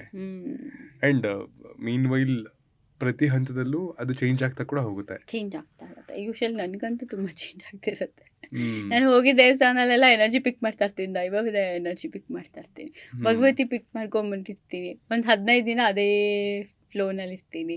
ಅದಾದ್ಮೇಲೆ ಶಿವನ್ ಟೆಂಪಲ್ ಹೋಗ್ತೀವಿ, ಅಲ್ಲಿ ಅದು ಕೂಡ ಪಿಕ್ ಆಗ್ತಿರುತ್ತೆ, ಎನರ್ಜಿ ಪಿಕ್ ಆಗೋಗುತ್ತೆ ನನಗೆ. ಹೇಗೆ ಪ್ರೋಸೆಸ್ಸು ಅಂದರೆ, ಫಾರ್ ಎಕ್ಸಾಂಪಲ್ ಈಗ ನಾನೇ ಬೀಯಿಂಗ್ ಎ ಕ್ಲೈಂಟ್, ನನ್ನ ಆಕಾಶಿಕ್ ರೆಕಾರ್ಡ್ಸನ್ನ ಕೇಳಬೇಕು ಅಥವಾ ನೋಡಬೇಕು ಅಂತ ನಾನು ಆಸೆ ಪಡ್ತೀನಿ ಅಂತಂದರೆ, ತುಂಬ ಸಿಂಪ್ಲಿಫೈ ಆಗಿ ಎಲ್ರಿಗೂ ಅರ್ಥ ಆಗೋ ರೀತಿ ನಾನು ಹೇಳಬೇಕು ಅಂದರೆ ಪ್ರೊಸೀಜರ್ ಏನು ಫಾಲೋ ಮಾಡ್ತೀವಿ? ಪ್ರೊಸೀಜರ್ಸ್ ಹೇಗೆ ಫಾಲೋ ಮಾಡ್ತೀವಿ ಅಂದರೆ, ನೀವು ನನ್ನ ಮುಂದೆ ಕುತ್ಕೊಂಡಿರ್ತೀರ, ನಾನು ನಿಮ್ಮ ಮುಂದೆ ತುಂಬ ಡೀಪಾಗಿ ತಗೊಂಡು ಹೋಗೋದು ಆ ಥರ ಎಲ್ಲ ಇಲ್ಲ. ನಾನು 5 ಮಿನಿಟ್ಸ್ ಅಷ್ಟೇ ಹಿಂಗೆ ಮಾತಾಡ್ತಾ ಕಣ್ಣು ಮುಚ್ತೇನೆ. ಕಣ್ಣು ಮುಚ್ಚಿದ ತಕ್ಷಣ ಓ ಇದು ಕಾಣಿಸ್ತಾ ಇದೆ. ನಾನು ನಿಮ್ಗೆ ಹೇಳಿದೆ, ಇಲ್ಲಿ ಯಾಕೋ ಡೂಮಲ್ಲಿ ಸಾಯಿಬಾಬಾ ಕಾಣ್ತಾ ಇದೆ. ಸೊ ಸಾಯಿಬಾಬಾನಿಂದ ಸ್ಟಾರ್ಟ್ ಆಗುತ್ತೆ ಕತೆ. ಓಕೆ. ಸೊ ನೆಕ್ಸ್ಟ್ ಏನು, ಲೈಫ್ ಜರ್ನಿ ಹೇಗೆ ತಗೊಂಡು ಹೋಗ್ತೀರಾ, ನಾವು ಏನು ಹೀಲ್ ಮಾಡ್ಕೋತೀವಿ. ಈಗ ನಾನು ತುಂಬ ಶಾರ್ಟ್ ಕಟ್, ಹಳೇ ವಿಚಾರ ಯಾಕೆ ಬೇಕು ಕ್ಲೈಂಟ್ಸ್ಗೆ, ಹೋದ ಜನ್ಮ ತಗೊಂಡು ಏನು ಮಾಡ್ತೀರಾ, ಅದು ನನಗೆ ಹೇಳ್ಬೇಕು, ಅದು ವಿಚಾರ ನನಗೆ ಬರಬೇಕು. ಹೋದ ಜನ್ಮದ ಇವಳು ಕ್ಯಾರಿ ಮಾಡಿದ್ದಾಳೆ ಅಂದರೆ ನಾನು ಅದನ್ನು ಕ್ಯೂರ್ ಮಾಡ್ತೀನಿ, ರೀರೈಟ್ ಮಾಡ್ತೀನಿ. ನಾನು ಅದನ್ನು ಎಷ್ಟೋ ಜನಕ್ಕೆ ಹೇಳ್ತೇನೆ, ನಾನು ಯಾಕೆ ಹುಟ್ಟಿದ್ದು, ನಂಗೆ ಯಾಕೆ ಬೇಕು ನಿಮಗೆ, ಫ್ಯೂಚರ್ ಸರಿ ಮಾಡ್ಕೊಳ್ಳಿ, ನನ್ನ ಹತ್ರ ಏನು ಬ್ಲಾಕ್ ಮಾಡ್ಬೇಕು ಹೇಳಿ, ಅದನ್ನು ಬ್ಲಾಕ್ ಮಾಡ್ತೀನಿ. ಫಿನಾನ್ಷಿಯಲಿ ಓಪನ್ ಮಾಡಬೇಕಾ, ಫಿನಾನ್ಷಿಯಲಿ ಓಪನ್ ಮಾಡಿಸ್ಕೊಡ್ತೀನಿ. ಸೊ ಮೇನ್ ಪಾಯಿಂಟ್ಸ್ ತೊಗೊಂಡು ಬರಬೇಕು ನನ್ನ ಹತ್ರ. ಹಳೇ ವಿಚಾರಗಳೆಲ್ಲ ಕೇಳುವಾಗ ನನಗೆ ವೇಸ್ಟ್ ಅನಿಸುತ್ತೆ, ಆ 1 hour ರೀಡಿಂಗೇ ವೇಸ್ಟ್. ಈಗ ನೀವು ಅಷ್ಟೇ, ನನಗೆ ಮೇನ್ ಏನು ಬೇಕು ಕ್ವೆಶನ್, ಫಿನಾನ್ಷಿಯಲಿ ನೇಮು ಫೇಮ್ ಬೇಕು, ನಾನು ಅದನ್ನು ಬ್ಲಾಕ್ ಓಪನ್ ಮಾಡಿಕೊಡ್ತೀನಿ. 48 hours 24 hoursಲ್ಲಿ ನಿಮ್ಗೆ ರಿಸಲ್ಟ್ ಸ್ಟಾರ್ಟ್ ಆಗುತ್ತೆ. ಸೊ ಅದನ್ನು ಕ್ಯಾರಿ ಮಾಡ್ಕೊಂಡು ಹೋಗೋದು, ಇನ್ಸ್ಟ್ರಕ್ಷನ್ ಫಾಲೋ ಮಾಡ್ಕೊಂಡು ಹೋಗೋದು. ಸೊ ಇಲ್ಲಿ ದೈವದ ಇನ್ಸ್ಟ್ರಕ್ಷನ್ಸು ಅಥವಾ ಅದರ ರೆಫರೆನ್ಸ್ ಹೇಗೆ ಬರುತ್ತೆ ನಿಮಗೆ? ನಾನೊಂದು ದೇವದೂತ, ನಿಮಗೆ ನಿಮ್ಮ ಸೋಲ್ಗೆ ಮತ್ತು ದೇವ್ರ ಮಧ್ಯ ನಾನೊಂದು ಕನೆಕ್ಟಿವಿಟಿ ಅಷ್ಟೇ. ಇಲ್ಲಿ ನಾನೇನು ದೇವರಲ್ಲ, ನಿಮ್ಮ ಸೋಲ್ಗೆ ನಿಮ್ಮ ದೈವಕ್ಕೆ ನಾನು ಒಂದು ಕನೆಕ್ಟಿವಿಟಿ ಅಷ್ಟೆ. ಏನಂದರೆ ನಿಮ್ಮದನ್ನ ಇಲ್ಲಿ ಹೇಳೋದು, ದೈವದು ನಿಮಗೆ ಹೇಳೋದು. ಆ್ಯಂಡ್ ಕೆಲವು ಕಡೆ ಕತೆ ಕೇಳಿರ್ತೀವಿ, ಅಂದರೆ ಈಗ ಕತ್ತೆ 18 hour ಕೆಲಸ ಮಾಡುತ್ತೆ, ತುಂಬ ಮೂಟೆ ಹೊರುತ್ತೆ, ಭಾರ ಹೊರುತ್ತೆ, ಎಲ್ಲ ಹೊರುತ್ತೆ. ಬಟ್ ಸ್ಟಿಲ್ ಕಾಡಿನ ರಾಜ ಸಿಂಹ 4 ಗಂಟೆ ಕೆಲಸ ಮಾಡುತ್ತೆ, ಇಲ್ಲ ಹಂಟ್ ಮಾಡುತ್ತೆ, 18 hour ನಿದ್ದೆ ಮಾಡುತ್ತೆ. ಸೊ ಇದೇ ಡಿಫ್ರೆನ್ಸಿಯೇಷನ್ ಮನುಷ್ಯನಲ್ಲಿ ನೋಡಿದ್ರು ತುಂಬ ಕಷ್ಟಪಡೋನು ಪಡ್ತಾನೆ ಇರ್ತಾರೆ. ನೀವಾಗಲೇ ಎಕ್ಸಾಂಪಲ್ ತೊಗೊಂಡ್ರಿ, ಮೂಟೆ ಹೊರೋನು ಅಂತ. ಇನ್ನೊಬ್ಬ ಕೂತ್ಕೊಂಡು ದುಡ್ಡು ಮಾಡ್ತಾನೆ ಇರ್ತಾನೆ, ಅವ್ನು ತುಂಬ ಕಷ್ಟಪಡೋ ಅವಶ್ಯಕತೆ ಇರಲ್ಲ. ಈ ಡಿಫ್ರೆನ್ಸಿಯೇಷನ್ ಅವ್ರ ಪಾಸ್ಟ್ ಲೈಫ್ ಕರ್ಮದ ಮೇಲೆ ಮ್ಯಾಟ್ರ್ ಆಗಿರುತ್ತೆ. ಹೌದು, ಖಂಡಿತ ಇರುತ್ತೆ. ಈಗ ನಾನು ಹೇಳೋದು ನಿಮಗೆ, ಆಯಾ ಕೆಲಸಗಳು ಅವರವರೇ ಮಾಡಬೇಕು. ಅದು ನಾನು ಹೇಳ್ದಂಗೆ, ಈಗ ನನ್ನ ಕೆಲಸ ನಾನೇ ಮಾಡಬೇಕು. ಪರ್ಪಸ್ ಆಫ್ ಲೈಫೇ ಅದು ಅಂತ ಇರುತ್ತೆ. ಹೌದು, ಖಂಡಿತ ಇರುತ್ತೆ. ನಾನು ಹೇಳೋದು, ಎಲ್ಲರ ಹತ್ರ ದುಡ್ಡಿದ್ಬಿಟ್ರೆ ಕೆಲಸ ಮಾಡೋರು ಯಾರು? ಅದು ಕರ್ಮನೇ ತಾನೆ. ಪಾಪ ಅವ್ರು ನೋಡಿದಾಗ ನಮ್ಗೆ ಹೊಟ್ಟೆ ಹುರಿಯತ್ತೆ, ಅಯ್ಯೋ ಏನು ಕೆಲಸ ಮಾಡ್ತಾ ಇದ್ದಾರೆ. ಬಟ್ ಆ ಕೆಲಸ ನಾವು ಮಾಡೋಕ್ಕಾಗಲ್ಲ. ಅವ್ರು ಮೂಟೆ ಹೊರಲಿಲ್ಲ ಅಂದರೆ ಇನ್ಯಾರು ಮೂಟೆ ಹೊರ್ತಾರೆ? ಓನರ್ ಅಂತೂ ಮೂಟೆ ಹೊರಲ್ಲ. ಅದಕ್ಕೆ ಅಂತ ಒಬ್ಬರು ಇರಲೇಬೇಕು. ಪ್ರತಿಯೊಂದಕ್ಕೂ ಅವ್ರವ್ರ ಜಾಗದಲ್ಲಿ ಭಗವಂತ ಆಲ್ರೆಡಿ ಡಿಸೈಡ್ ಮಾಡಿಬಿಟ್ಟಿದ್ದಾನೆ. ನೀವೇನೇ ಮಾಡೋದು ಚೇಂಜ್ ಮಾಡೋಕ್ಕಾಗಲ್ಲ. ಬಟ್ ಈಗ ಮೂಟೆ ಹೊರೋನು ಫಾರ್ ಎಕ್ಸಾಂಪಲ್, ಅವನು ಅವನ ಫಾರ್ಚೂನ್ ಅಥವಾ ಅವನ ಭವಿಷ್ಯನ ರೀರೈಟ್ ಮಾಡ್ಕೋಬೇಕು ಅಂದರೆ ಅದಕ್ಕೂ ಆಪ್ಷನ್ ಇದೆ. ಖಂಡಿತ ಆಪ್ಷನ್ ಇದೆ, ಗುರಿ ಇರಬೇಕಷ್ಟೆ. ಅವ್ರು ಮೂಟೆ ಹೊರೋದು ಬಿಟ್ಟು ನಾನು ಮಾಲಕ್ ಆಗಬೇಕು ಅಂತ ಅವ್ರು ಅನ್ಕೋಬೇಕು. ಅವರೆಲ್ಲ ಅದಿಲ್ಲ. ಇವತ್ತು 150 ರೂಪಾಯಿ ಸಿಗ್ತಿದೆ, ಆರಾಮಾಗಿರೋಣ ಅಂತ ಅವ್ರು ಡಿಸೈಡ್ ಮಾಡಿರೋದು. ಅವ್ರು ಡಿಸೈಡ್ ಮಾಡ್ಕೊಂಬರ್ಬೇಕು. ಎಷ್ಟು ಜನ IAS ಆಫೀಸರ್ ಆಗಿರಲ್ಲ, ಅವ್ರ ಮಕ್ಳು ಎಷ್ಟೊಂದು ಜನ ಆಗಿರಲ್ಲ. ಗುರಿ ಇದ್ರೆ ತಾನೇ ನೀವು ಕನೆಕ್ಟ್ ಆಗುತ್ತೆ. ಒಬ್ಬೊಬ್ಬ ಶಾಸ್ತ್ರ ಬಿಲೀವ್ ಮಾಡಲ್ಲ. ನಾನು ಕೇಳೋದು ಎಕ್ಸಾಂಪಲ್, ಮದುವೆ ಎಷ್ಟೊಂದು ಆಗಿರುತ್ತೆ, ಎಲ್ಲರೂ ಶಾಸ್ತ್ರ ಕೇಳೇ ಮದುವೆ ಮಾಡ್ಕೊಂಡಿರ್ತಾರೆ ಅಲ್ವಾ? ಎಲ್ಲರೂ ಡೇಟ್ ಹಾಕಿರ್ತಾರೆ, ಎಲ್ಲರೂ ಒಳ್ಳೆ ದಿನ ನೋಡಿರ್ತೀರ. ಬಟ್ ಕೋರ್ಟ್ ಮುಂದೆ ಅಷ್ಟೊಂದು ಡಿವೋರ್ಸ್ ಕೇಸ್ ಯಾಕಿರುತ್ತೆ? ಅವ್ನ ಸೋಲ್ಮೇಟಾ ಇಲ್ಲ ಅವ್ರ ಕರ್ಮಗಳದು ಡಿವೋರ್ಸ್ ಆಗಲೇಬೇಕು? ಅವ್ರ ಜಾತಕದಲ್ಲಿ ಸಂಸಾರ ಇದೆಯಾ ಇಲ್ವಾ? ಇದೆಲ್ಲ ಚೆಕ್ ಮಾಡಬೇಕು. ಬಟ್ ನಮ್ಮಲ್ಲಿ ಎನರ್ಜಿ ಚೆನ್ನಾಗಿ ಗೊತ್ತಾಗೋಗುತ್ತೆ. ನೀವು ಜಾತಕದಲ್ಲಿ ಚೆನ್ನಾಗಿದೆ ಅಂದರು ಮೇಡಮ್, ನೀವೇನು ಚೆನ್ನಾಗಿಲ್ಲ ಅಂತ ಹೇಳ್ತೀರಾ ಮೇಡಮ್. ಮದುವೆ ಆದಮೇಲೆ ಗೊತ್ತಾಗುತ್ತೆ ಹೋಗಿ ಅಂತ ಹೇಳ್ತೀನಿ. 3 ತಿಂಗಳಿಗೆ ಬರುತ್ತೆ ಸ್ಟೋರಿ. ಮೇಡಮ್ ಅಂಡರ್ಸ್ಟ್ಯಾಂಡಿಂಗ್ ಇಲ್ಲ, ಥರ್ಡ್ ಪಾರ್ಟಿ ಇಶ್ಯೂಸ್. ನಾನು ಅವತ್ತೇ ಹೇಳಿದೆ ತಾನೇ, ಯಾಕೆ ಮದುವೆ ಆದ್ರಿ? ಜಾತಕ ಸರಿಯಾಗಿತ್ತು. ಜಾತಕ ಸರಿಯಾಗಿರುತ್ತೆ, ಎನರ್ಜೀಸ್ ಚೆನ್ನಾಗಿರಲ್ವಲ್ಲ. ಸೊ ಏನು major differences astrology, numerology, tarot, akashic ಅಂತ ಬಂದಾಗ ಇನ್ನೂ ಪ್ರಿಸೈಸ್ ಆಗಿ ಇಲ್ಲಿ ಗೊತ್ತಾಗುತ್ತೆ ವಿಷಯಗಳು ಅಲ್ಲಿ ಕಂಪೇರ್ ಮಾಡಿದ್ರೆ? ಆಸ್ಟ್ರಾಲಜಿ ಅಂದರೆ ಒಂಥರ ಆಧಾರ್ ಕಾರ್ಡ್ ಥರ ಕೊಟ್ಟಂಗೆ, ನಂಬರು ಅಡ್ರೆಸ್ಸು ಎಲ್ಲ ಕೊಟ್ಟ ಹಾಗೆ. ನ್ಯೂಮಾಲಜಿ ಕೂಡ ಅದೊಂಥರ ಐ ಡಿ ಕಾರ್ಡ್ ಇದ್ದಂಗೆ, ವೋಟರ್ ಐ ಡಿ ಥರ. ಆಕಾಶಿಕ್ ರೆಕಾರ್ಡ್ಸ್ ಎಲ್ಲ ರೀರೈಟ್ ಮಾಡೋದು. ಇದೆಲ್ಲ ಏನು ಹೇಳ್ತಾರೆ, ಈ ವಾಮಾಚಾರ, ಬ್ಲ್ಯಾಕ್ ಮ್ಯಾಜಿಕ್ಸ್, ಅವೆಲ್ಲ ಚಿಟ್ಟಿಂಗ್ ಕೋಡ್ಸು. ಕೆಲಸ ಆಗದೆ ಇರೋದೆಲ್ಲಾನು ಮಾಡ್ಕೊಳ್ಳೋದು. ಅಂದರೆ ಇನ್ಸ್ಟಂಟ್ ರಿಸಲ್ಟ್ಗೋಸ್ಕರ ವಾಮಾಚಾರ ಯೂಸ್ ಮಾಡ್ತೀವಿ. ವಾಮಾಚಾರ ಯೂಸ್ ಮಾಡ್ತಾರೆ ಜನ, ಒಬ್ಬನ ಹಾಳು ಮಾಡಲಿಕ್ಕೆ ಅಂತ ಮಾಡ್ತಾರೆ. ಬಟ್ ನಿಮ್ಮಲ್ಲಿ ಒಂದು ಸ್ಟ್ರಾಂಗ್ ಆಕಾಶಿಕ್ ರೆಕಾರ್ಡ್ಸಲ್ಲಿ ಎಷ್ಟೋ ಸಲ ರಿಮೂವ್ ಮಾಡಿಬಿಟ್ಟಿದ್ದೀನಿ ಬ್ಲ್ಯಾಕ್ ಮ್ಯಾಜಿಕ್ಸ್. ಇವರೇ ಮಾಡಿದ್ದಾರೆ ಅಂತ ಗೊತ್ತಾಗುತ್ತೆ ನಮಗೆ. ಪರ್ಟಿಕ್ಯುಲರ್ಲಿ ಆ ಪರ್ಸನ್ ಮಾಡಿದ್ದಾರೆ, ಯಾಕೆ ಮಾಡಿದ್ದಾರೆ, ಯಾವತ್ತು ಮಾಡಿದ್ದಾರೆ ಎಲ್ಲ ಗೊತ್ತಾಗುತ್ತೆ. ಇಲ್ಲ, ವಿತ್ ಫೇಸು ಮಾಡಿದ ಗುರೂಜಿನೂ ಗೊತ್ತಾಗುತ್ತೆ ನನಗೆ. ಅವ್ರಿಗೇನು ಅಫೆಕ್ಟ್ ಆಗಲ್ವಾ ಅದು? ವಾಪಸ್ ಹೊಡಿಯತ್ತೆ, 100% ಹೊಡಿಯತ್ತೆ. ನಾವು ರಿವರ್ಸ್ ಗೇರಲ್ಲಿ ನೋಡ್ತೀವಿ. ಆಮೇಲೆ ನಮ್ಗೆ ಯಾಕೆ ಬೇಕು, ಅವ್ನು ಮಾಡಿದವನು ಅನುಭವಿಸ್ಲಿ ಬಿಡಿ, ನಿಮ್ಗೇನು ಬೇಕು ಅಂತ ಕೇಳ್ತೀನಿ, ರಿಮೂವ್ ಮಾಡ್ಬೇಕು, ಅಲ್ಲಿ ಮುಗೀತು. ನಮ್ಮ ಕೆಲಸ ಏನಿದೆ ಅದು ಮಾಡ್ಕೊಂಡು ಅವನಿಗೆ ವಾಪಸ್ ಹೋಗಿ ಮಾಡಿ, ಅವನಿಗೆ ಅದು ಗೊತ್ತಾಗಿ ಅದು ನನ್ನ ಮೇಲೆ ಮತ್ತೆ ಎಕ್ಸ್ಪೆರಿಮೆಂಟ್, ಅದೆಲ್ಲ ಅದು ಕ್ಯಾರಿ ಮಾಡೋಕ್ಕೆ ನಮಗೂ ಆಗಲ್ಲ. ಬಟ್ ಮಾಡಿದವನು ಯಾರು ಅಂತ ಗೊತ್ತಾಗುತ್ತೆ. ಒಂದು ಮುಸ್ಲಿಮ್ ಹತ್ರ ಹೋಗಿದ್ದಾರಾ, ಒಂದು ಅಜ್ಜನ ಹತ್ರ ಹೋಗಿದ್ರಾ, ಅದೇನು 10% ವರ್ಕ್ ಆಗಲ್ಲ. 21 ಡೇಸ್ಗೆ ಎಕ್ಸ್ಚೇಂಜ್ ಆಗೋಗಿರುತ್ತೆ. ಬಟ್ ಒಬ್ಬೊಬ್ಬರಿಗೆ ಎಫೆಕ್ಟ್ ಆಗುತ್ತೆ, ಯಾಕಂದರೆ ಅವರು ಮೆಂಟಾಲಿಟಿನೇ ಚೇಂಜ್ ಆಗೋಗಿರುತ್ತೆ. ವಾಮಾಚಾರ ಯೂಸ್ ಮಾಡೋದೇ ಕ್ರೌನ್ ಚಕ್ರ ಮೇಲೆ. ನೀವು ಸೀದಾ ಹೋಗ್ತಾ ಇರ್ತೀರಾ, ರೋಡ್ ಕ್ರಾಸ್ ಮಾಡಿಬಿಡ್ತೀರಾ, ಸಡನ್ನಾಗಿ ಬಿದ್ದುಬಿಡೋದು, ಇವೆಲ್ಲ ಏನು ಗೊತ್ತಾ, ಸೀದಾ ಹೋಗ್ತಿರೋದು ಕಣ್ಮಂಜು ಮಾಡಿಬಿಡುತ್ತೆ. ಇದೆಲ್ಲ ನೆಗೆಟಿವ್ ಎನರ್ಜೀಸ್ ಕನೆಕ್ಟ್ ಆಗೋದೇ ಕ್ರೌನ್ ಚಕ್ರಕ್ಕೆ. ಬಟ್ ಇವಾಗ ಹಿರಿಯರು ಹೇಳ್ತಾರಲ್ಲ, ಅಂದರೆ ದೇವ್ರಿದ್ದಾನೆ, ಒಳ್ಳೇದು ಮಾಡಿದ್ರೆ ದೇವ್ರು ಒಳ್ಳೇದೇ ಮಾಡ್ತಾನೆ, ದೇವ್ರ ಕೈ ಮುಗಿದ್ರೆ ಸಾಕು, ಇನ್ಯಾವುದು ಇದು ಮಾಡೋದು ಬೇಡ, ಅಂಡ್ ತಾಯಿನೇ ದೇವರು ಅಂತೆಲ್ಲ ಮಾತಾಡ್ತಾರಲ್ಲ. ಸೊ ಅದನ್ನೆಲ್ಲ ಸರಿಯಾಗಿ ಮಾಡೋ ಮನುಷ್ಯನ್ಗೂ ಈ ಆಪತ್ತಿಂದ ಅಥವಾ ಈ ವಿಷಯಗಳಿಂದ ತಪ್ಪಿತಲ್ವಾ? ಅದೆಲ್ಲ ಆ್ಯಕ್ಚುಲಿ ಏನು ಗೊತ್ತಾ, ಬ್ಲ್ಯಾಕ್ ಮ್ಯಾಜಿಕ್ಸ್ ಕನೆಕ್ಟ್ ಆಗೋದೇ ವೀಕ್ ಮೈಂಡೆಡ್ ಇದ್ದಾಗ. ವೀಕ್ ಮೈಂಡ್ ಯಾವಾಗಿರತ್ತೆ, ನಾವು ನೆಗೆಟಿವ್ ಥಾಟ್ಸ್ ಕನೆಕ್ಟ್ ಮಾಡ್ಕೊಂಡಾಗ. ಬಟ್ ಏನಂದರೆ ತುಂಬ ಸ್ಟ್ರಾಂಗ್ ಇರೋ ಗುರೂಜಿ ಇದ್ದರೆ ಅವ್ರ ಹತ್ರ ಒಂದು ಸಿದ್ಧಿ ಮಾಡ್ಕೊಂಡಿರೋ ದೇವಿ ಇರುತ್ತೆ. ನಿಮ್ಮ ಮನೆ ದೇವ್ರನ್ನ ಆಟೋಮೆಟಿಕ್ಕು ಬ್ಲಾಕ್ ಮಾಡಿಬಿಡ್ಬೋದು. ಅದಕ್ಕೆ ಹೆಸರು ಹೇಳಬಾರ್ದು. ಹಿರಿಯರು ಹೇಳ್ತಾ ಇರ್ತಾರೆ, ಹೆಸರು ಫುಲ್ ಹೇಳಬಾರ್ದು, ಅಪ್ಪ ಅಮ್ಮನ ಹೆಸರು ಎಲ್ಲೂ ಶೇರ್ ಮಾಡಬಾರ್ದು, ಮನೆ ದೇವ್ರ ವಿಚಾರ ಎಲ್ಲೂ ಹೇಳ್ಬಾರ್ದು. ಈಗ ಯಾರೇ ರ್ಯಾಂಡಮ್ ಪರ್ಸನ್ ಕೇಳಿದ್ರು ನಿಮ್ಮ ಮನೆ ದೇವ್ರು ಯಾವುದು ಅಂತ, ಆದಷ್ಟು ಹೇಳ್ದೇ ಇರೋದು ಒಳ್ಳೇದು. ಹೌದು, ಹೇಳ್ದೇ ಇರೋದು ತುಂಬ ಒಳ್ಳೇದು. ಯಾಕಂದರೆ ನಾವು ಅಲ್ಲೇ ಹೋಗಿ ಕನೆಕ್ಟ್ ಮಾಡ್ತಾರೆ. ಕ್ಲೈಂಟ್ಸ್ ನಾವು ಹೋಗ್ತೀವಲ್ಲ, ಅವಾಗ ನೋಡಿದೆ ಫಸ್ಟ್ ಮನೆ ದೇವ್ರನ್ನ. ಎಷ್ಟೋ ಜನ ಜೀವನದಲ್ಲಿ ಮನೆ ದೇವರೇ ಬ್ಲಾಕ್ಡ್, ಯಾಕಂದ್ರೆ ಅವ್ರು ಸರಿಯಾಗಿ ಪೂಜೆನ ಮಾಡಿರಲ್ಲ ಮನೆ ದೇವ್ರಿಗೆ. ಅವಾಗ ಏನು ಹೆಲ್ಪ್ ಮಾಡ್ತಾನೆ ನಿಮಗೆ, ನೀಟಾಗಿ ವಾಮಾಚಾರ ಪ್ರಯೋಗ ಆಗುತ್ತೆ. ಯಾಕಂದರೆ ಮನೆ ದೇವ್ರು ಸ್ಟ್ರಾಂಗ್ ಇರಲ್ಲ.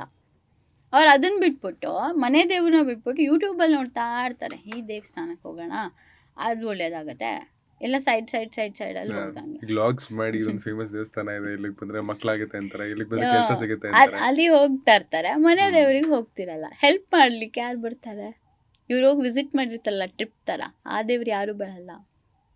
ಮನೆ ದೇವ್ರ ಇಂಪಾರ್ಟೆನ್ಸ್ ಏನು, ಆ್ಯಂಡ್ ಮನೆ ದೇವರು ಕಂಪ್ಯಾರಿಟಿವ್ಲಿ ಬೇರೆ ಎಲ್ಲ ದೇವರಿಗಿಂತ ಯಾಕೆ ಮುಖ್ಯ ಆಗುತ್ತೆ? ಆ್ಯಂಡ್ ಆ ರಿಚುವಲ್ ಅಥವಾ ಆ ಒಂದು ರಿಚುವಲ್ಗೆ ಪ್ರತಿ ವರ್ಷನೋ ಅಥವಾ ಊರ್ದ ಹಬ್ಬ ಅಂತ ನಡೀತಲ್ಲ, ಇದೆಲ್ಲ ಹೇಗೆ ಹುಟ್ಕೋತು? ಎಷ್ಟೋ ಜನಕ್ಕೆ ಮನೆ ದೇವರೇ ಗೊತ್ತಿರಲ್ಲ, ಕರೆಕ್ಟ್ ಮನೆ ದೇವ್ರು ಗೊತ್ತಿರಲ್ಲ. ಅವ್ರು ಬಂದು ನನ್ನ ಹತ್ರ ಕೇಳ್ತಾರೆ. ಈಗ ರೀಸೆಂಟಾಗಿ ಮ್ಯಾಂಗ್ಳೂರಲ್ಲಿ ಒಂದು ಯಾರೋ ಕ್ಲೈಂಟ್ ಕಾಲ್ ಮಾಡಿದರು, ಅವ್ರ ಮನೆ ದೇವರು ಯಾವುದು ಅಂತ ಗೊತ್ತಿರಲಿಲ್ಲ. ನಾನು ನೋಡಿದಾಗ ಒಂದು ವೀರಭದ್ರ ಸ್ವಾಮಿ ಕಾಣಿಸ್ತಿತ್ತು, ತುಂಬ ಹಳೆಯ ದೇವಸ್ಥಾನ, ಅದು ರಾಜರ ಟೆಂಪಲ್ ಕಾಣ್ತಿತ್ತು. ಅವ್ರಿಗೆ ನಾನು ಹೇಳಿದೆ, ನಿಮ್ಮ ದೇವರು ಮ್ಯಾಂಗ್ಳೂರಲ್ಲಿದೆ, ವೀರಭದ್ರ ಸ್ವಾಮಿ ಇದೆ. ಅವರಿಗೆ ಆ ಥರ ಅವ್ರವ್ರ ಮನೆ ದೇವರೇ ತುಂಬ ಇಂಪಾರ್ಟೆಂಟ್. ಯಾಕೆ ಅಂದರೆ ಅವ್ರನ್ನ ಪ್ರೊಟೆಕ್ಟ್ ಮಾಡೋದು. ನಾವು ಹೀಲಿಂಗ್ ಹೋದಾಗ ಪ್ರೊಟೆಕ್ಟ್ ಮಾಡೋಕೆ ಅವರೇ ಬರಬೇಕು. ಓಕೆ, ಅವರಿಂದಾನೇ ಹೀಲ್ ಮಾಡೋದು. ನಾನು ಒಂದ್ಸಲ ಪೂಜೆನೇ ಮಾಡಲ್ಲ, ಯಾರನ್ನ ತಗೊಂಡು ಹೆಲ್ಪ್ ಮಾಡಲಿ ನಾನು? ಅಲ್ಲ, ಅವ್ರ ಆನ್ಸೆಸ್ಟರ್ ಬರಬೇಕು, ಇಲ್ಲ ಅಂದರೆ ಅವ್ರದ್ದು ಡಿವೈನ್ ಬರಬೇಕು. ಒಬ್ಬೊಬ್ಬರು ಅವ್ರವ್ರ ಮನಸ್ಸಿಗೆ ಸಾಯಿಬಾಬಾನಾಗಲಿ ರಾಘವೇಂದ್ರ ಸ್ವಾಮಿನ ಪ್ರೇ ಮಾಡ್ತಿರ್ತಾರೆ, ಅದು ಸ್ಟ್ರಾಂಗ್ ಎನರ್ಜಿ ಇರುತ್ತೆ. ಇವರೆಲ್ಲ ಗುರುಗಳ ಸ್ಥಾನಕ್ಕೆ ಬರ್ತಾರೆ. ಹೌದು, ಹ್ಮ್. ಗುರುಗಳು ಹೆಲ್ಪ್ ಮಾಡ್ತಾರೆ. ತುಂಬ ಜನಕ್ಕೆ ನಾನು ನೋಡಿದಾಗ ತುಂಬ ಈಗಂತೂ ಒಂಥರ ಟ್ರೆಂಡ್ ಆಗಿದೆ ರಾಘವೇಂದ್ರ ಸ್ವಾಮಿ. ತುಂಬ ಜನ ಹೋದಾಗೆಲ್ಲ ರಾಘವೇಂದ್ರ ಸ್ವಾಮಿ ಕಾಣಿಸ್ತಿರ್ತಾರೆ. ರಾಘವೇಂದ್ರ ಸ್ವಾಮಿಗಳೇ ಜಾಸ್ತಿ ಕನೆಕ್ಟ್ ಆಗ್ತಿರುತ್ತೆ ಇವಾಗ ನಾನು ನೋಡ್ತಾ ಇರೋದಲ್ಲಿ. ಏನು ಹರಕೆ ಕಟ್ಕೊಂಡಿದ್ದೀರಾ ಅಂತ ಕೇಳ್ತಾ ಇರ್ತೀನಿ. ರಾಘವೇಂದ್ರ ಸ್ವಾಮಿ ತುಂಬ ಈಗ ಒಂದು ರೀಸೆಂಟ್ 2 ಮಂತ್ಸಿಂದ ಭಾಳ ಎನರ್ಜಿ ಪಿಕ್ ಆಗ್ತಿದೆ ರಾಘವೇಂದ್ರ ಸ್ವಾಮಿದೆ. ಆ್ಯಂಡ್ ಮನೆ ದೇವರು ಈಗ ಚೆನ್ನಾಗಿ ಪೂಜೆ ಮಾಡಿಕೊಂಡು ಆ ರಿಚುವಲ್ಸ್ನೆಲ್ಲ ಸರಿಯಾಗಿ ಫಾಲೋ ಮಾಡಿಕೊಂಡು ಪ್ರತಿ ವರ್ಷ ಇಲ್ಲ ಪ್ರತಿದಿನನೂ ಒಂದು ಮನಸ್ಸಲ್ಲಿ ಅಂದ್ಕೊಳ್ಳೋದು, ಅವ್ರಿಗೆ ಸ್ವಲ್ಪ ತೊಂದರೆಗಳು ಕಮ್ಮಿನಾ ತುಂಬ ಕಂಪ್ಯಾರಿಟಿವ್ಲಿ? ತುಂಬ ಕಡಿಮೆನೆ, ಏನೂ ಕನೆಕ್ಟ್ ಆಗಲ್ಲ ಅವ್ರಿಗೆ, ಹ್ಮ್ ಏನೇನು ಕನೆಕ್ಟ್ ಆಗಿರಲ್ಲ. ಮನೆ ದೇವ್ರನ್ನ ಮಾಡ್ಕೊಂಡು ಹೋದವ್ರಿಗೆ ನಾನು ನಿಜವಾಗ್ಲೂ ನೋಡಿದ ಹಾಗೆ ಯಾವುದೂ ಕನೆಕ್ಟ್ ಆಗಿರಲ್ಲ. ನೆಗೆಟಿವ್ ಎನರ್ಜಿ ಸ್ವಲ್ಪ ಬೇಗ ರಿಮೂವ್ ಆಗೋಗುತ್ತೆ, ಹ್ಮ್ 10 ಮಿನಿಟ್ಸಲ್ಲಿ ರಿಮೂವ್ ಆಗೋಗುತ್ತೆ. ತುಂಬ ಜನ ನೋಡಿದ್ದೀನಿ ಮನೆ ದೇವರಲ್ಲಿಂದಾನೇ ಹೆಲ್ಪ್ ಆಗಿರೋದು. ಓಕೆ. ಈಗ ಒಬ್ಬ ಸಿಂಪಲ್ ಮ್ಯಾನ್ ಈಗ ಈ ಥರ ತೊಂದರೆಗಳಿಗೆಲ್ಲ ಸಿಗಾಕೊಂಡಿದ್ದಾನೆ, ಇಲ್ಲ ಸಿಗಾಕೋಬಾರ್ದು ಅಂತ ಅನ್ಕೊಳ್ಳೋರು ಮನೆ ದೇವ್ರ ರಿಚುವಲ್ನ ಕರೆಕ್ಟಾಗಿ ಫಾಲೋ ಮಾಡಬೇಕು, ಏನು ಮಾಡಬೇಕು? ಅವ್ರ ಮನೆ ದೇವ್ರು ಯಾವುದು ಕರೆಕ್ಟಾಗಿ ತಿಳ್ಕೊಬೇಕು. ಒಬ್ಬೊಬ್ಬರು ಒಂದೊಂದು ಥರ ಇರುತ್ತೆ. ಹೋಗಬೇಕು, ಮಂತ್ಲಿ ಒನ್ಸ್ ಆದ್ರೂ ವಿಸಿಟ್ ಮಾಡಬೇಕು, ಮಂತ್ಲಿ ಒನ್ಸ್ ಇಲ್ಲ ಅಂದರೆ ವೀಕ್ಲಿ ಒನ್ಸ್, ಅದೇ ಮಂತ್ಲಿ ಒನ್ಸ್ ವೀಕ್ಲಿ ಒನ್ಸ್, ಇಲ್ಲ ಮನೇಲೇ ಅವ್ರ ಮನೆ ದೇವರನ್ನ ಫೋಟೋ ಇಟ್ಕೊಂಡು ಆರಾಧನೆ ಮಾಡೋದು. ಈಗ ಹಿಂಗೆ ತಂದೆ ತಾಯಿ ನೀವು ಹೇಳಿದಾಗ ಇಂಪಾರ್ಟೆಂಟ್ ಅಂತ ಹೇಳಿದ್ರಿ, ಅದೇ ಥರ ಮನೆ ದೇವರು. ಓಕೆ. ಅವನೇ ನಮ್ಮನ್ನು ಕಾಪಾಡೋದು.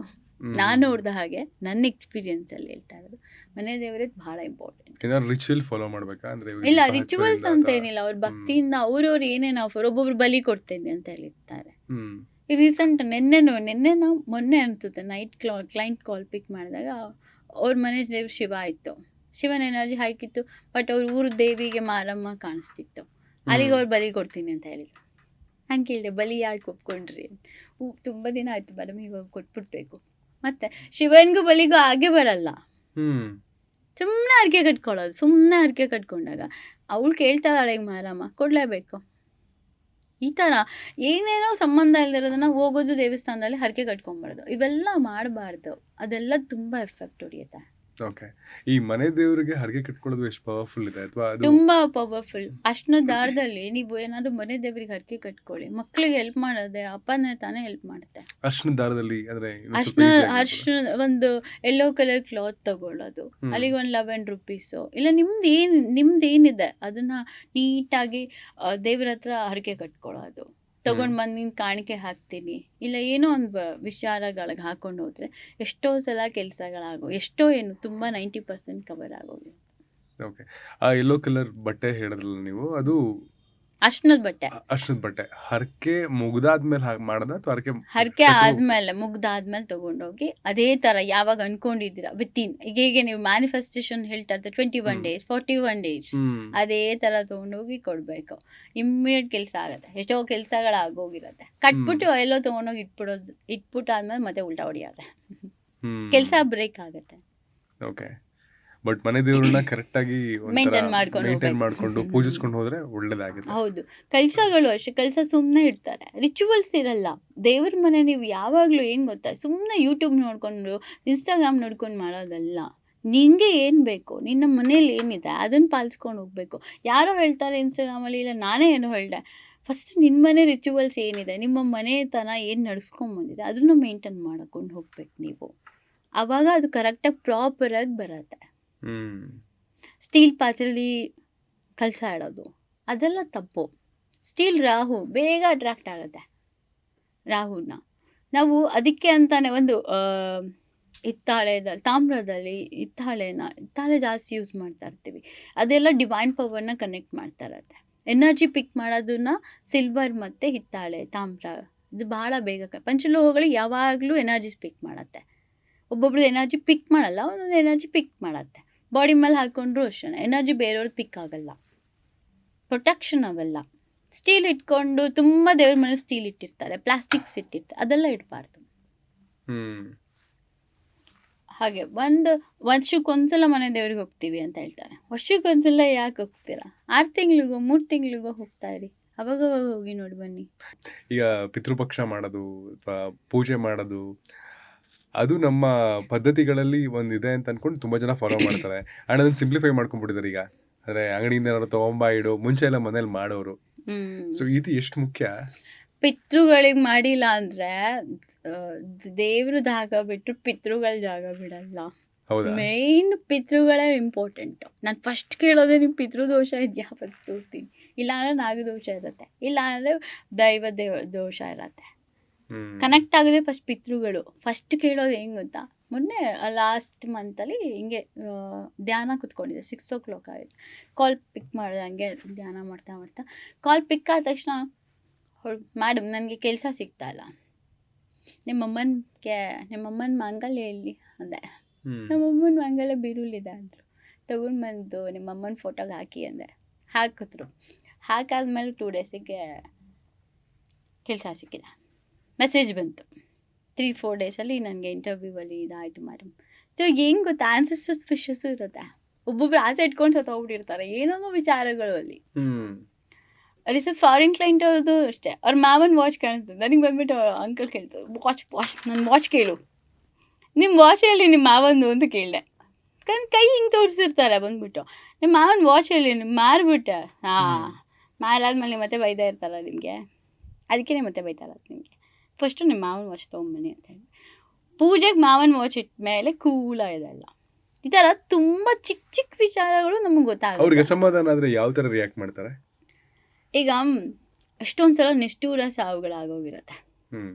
ನಿಮ್ಗೆ ಗೊತ್ತಿರಲ್ಲ, ಸುಮ್ಮನೆ ಚೆನ್ನಾಗೇ ಇರ್ತಾರೆ, ಲಾಸ್ಟಲ್ಲಿ ಜಗಳ ಆಡಿರ್ತಾರೆ. ಅಪ್ಪ ಮಗಳಿರ್ಬೋದು, ನಾವಾಗಿರ್ಬೋದು, ಯಾರಾದರೂ ಜಗಳ ಆಡಿದ್ರೆ ಅದು ನಿಷ್ಠೂರ ಸಾವು. ಅದು ಯಾಕಂದರೆ ನಾವು ಸತ್ತ ಮೇಲೆ ಅವ್ರನ್ನ ನೆನೆಸ್ಕೋಬಾರ್ದು ಅಂತ ಇರತ್ತೆ. ಸುಮ್ಮನೆ ಎಷ್ಟೋ ಜನ ಸಾಯೋ ಟೈಮಲ್ಲಿ ಮಕ್ಕಳು ಅಪ್ಪನ ನೋಡಿರಲ್ಲ, ಅವಾಗ ಕುತ್ಕೊಂಡಿರ್ತಾರೆ. ನನ್ನ ಕ್ಲೈಂಟ್ನ ಅವ್ರಿಗೆ ಕನೆಕ್ಟ್ ಮಾಡ್ತೀನಿ, ನಾನು ನೋಡಿರ್ತೀನಿ. ಬಟ್ ಕ್ಲೈಂಟ್ನ ಅವ್ರ ಅಪ್ಪಂಗೆ ಕನೆಕ್ಟ್ ಮಾಡಿರ್ತೀವಿ. ಅವ್ರು ಕಾಲ್ ಮಾಡಿಬಿಟ್ಟು ನನಗೆ ಹೇಳ್ತಾರೆ, ಅಪ್ಪನ ತೋರಿಸಿ. ಅವ್ರ ಡ್ಯಾಡಿ ಹಾಗೆ ಕೂತಿರ್ತಾರೆ, ನಿಂತಿರ್ತಾರೆ ಎಲ್ಲೋ ಒಂದು ಕಡೆ ದೂರದಲ್ಲಿ. ಅಪ್ಪ ತಿರ್ಗಪ್ಪ 1 hour ಅಳ್ತಾರೆ ಗೊತ್ತಾ ನಿಮಗೆ. ನಾನು ನೋಡ್ತಾ ಇರ್ತೀನಿ, ಬಟ್ ನಾನು ಎಮೋಷ್ನಲ್ ಬ್ಲಾಕ್ಡ್ ಆಗಂಗಿಲ್ಲ, ಯಾಕಂದ್ರೆ ಅವ್ರು ನನ್ನ ಕ್ಲೈಂಟು. ನಂಗೆ ಚಗ್ರಾಸ್ ಬ್ಲಾಕ್ಡ್ ಆಗೋಗುತ್ತೆ. ಬಟ್ ನನಗೂ ಅಳು ಬರುತ್ತೆ, ಪಾಪ ಎಷ್ಟೊಂದು ಅಳ್ತಾ ಇದ್ದಾರೆ. ಅಂಕಲ್ ಪ್ಲೀಸ್ ತಿರುಗಿ ಅಂಕಲ್. ನಾನೊಂದು ಸ್ವಲ್ಪ ಮಗು ಥರನೇ ಮಾತಾಡೋದು ಸೋಲ್ಸ್ ಜೊತೆ. ಅಂಕಲ್ ಒಂದ್ಸಲ ತಿರುಗಿಬಿಡಿ ಅಂಕಲ್. ಎಷ್ಟೊತ್ತಾದ್ರೂ ತಿರುಗಲ್ಲ, ಎಷ್ಟೊತ್ತಾದ್ಮೇಲೆ ತಿರುಗ್ತಾರೆ. ಆವಾಗ ಮಗಳಿಗೆ ಬ್ಲೆಸ್ ಮಾಡಿದಾಗ ಇಲ್ಲಿ ಜೋರು ಅಳ ಆಗಿರತ್ತೆ. ಇವ್ರಿಗೆ ಆ ವಿಷನ್ ನೀಟಾಗಿ ಕಾಣ್ತಿರುತ್ತೆ ನಿಮ್ಮ ಮೂಲಕ. ಕನೆಕ್ಟ್ ಮಾಡಿಬಿಡ್ತೀನಿ ನಾನು ಒಂದ್ಸಲ, ತುಂಬ ಅಪ್ಪ ಮಗಳು ನೋಡಲಿ ಅಂತ. ಎಷ್ಟೋ ಜನ ಹತ್ತು ಹೋಗಿರ್ತಾರೆ. ಆಕ್ಸಿಡೆಂಟ್ ಆಗಿರುತ್ತೆ ನೋಡಿ ಸಡನ್ನಾಗಿ, ಪಾಪ ಏನು ಹೇಳ್ತಾ ಸತ್ತೋಗಿರ್ತಾರೆ. ಅವ್ರನ್ನ ಕನೆಕ್ಟ್ ಮಾಡಿದಾಗಂತೂ ಭಾಳ ಬೇಜಾರಾಗೋಗುತ್ತೆ. ಹೇಳೋದಕ್ಕೆ ತುಂಬ ಇರುತ್ತೆ, ಹೇಳ್ತಾರೆ ಅವ್ರು ಏನೇನೋ ವಿಚಾರ. ನನಗೆ ರೀಸೆಂಟಾಗಿ ಗೊತ್ತಾಗಿದ್ದು ಒಂದು ವಿಚಾರ, ಮೇಡಮ್ ಅದು ಯಾಕೆ ಕೆಳಗಡೆ ಬಿದ್ದಿದ್ದು ಆಕ್ಸಿಡೆಂಟಾಗಿ. ಯಾಕೆ ಅಂದರೆ ನೆಗೆಟಿವ್ ಎನರ್ಜಿ ಬಂದ್ಬಿಟ್ಟು ಕಣ್ಣ ಹತ್ರ ಹೊಡೆದಿರೋದು ಅವನಿಗೆ. ಅದು ಅವ್ನು ಕ್ರಾಸ್ ಮಾಡಿದ್ದಾನೆ ಆ ರೋಡಲ್ಲಿ. ನೆಗೆಟಿವ್ ಎನರ್ಜಿ ಒಂಥರ ಗಾಳಿ ಥರ ಬ್ಲ್ಯಾಕ್ ಎನರ್ಜಿ ಬಂದು ಅವನಿಗೆ ಕಣ್ಣಿಗೆ ಹೊಡೆದಿದೆ. ಅವ್ನ ಪಾಪ ಸೀದಾ ಹೋಗ್ತಿರೋನು ಗಾಡಿ ಕೆಳಗಡೆ ಹಾಕಿದ್ದಾನೆ. ಅತೃಪ್ತ ಆತ್ಮಗಳಿರುತ್ತೆ ರೋಡ್ ಮೇಲೆ ಎಷ್ಟೋ ಸಲ. ಪಾಪ ಅವ್ನ ಟೈಮಿಗೆ ಆ ಟೈಮಿಗೆ ಕನೆಕ್ಟ್.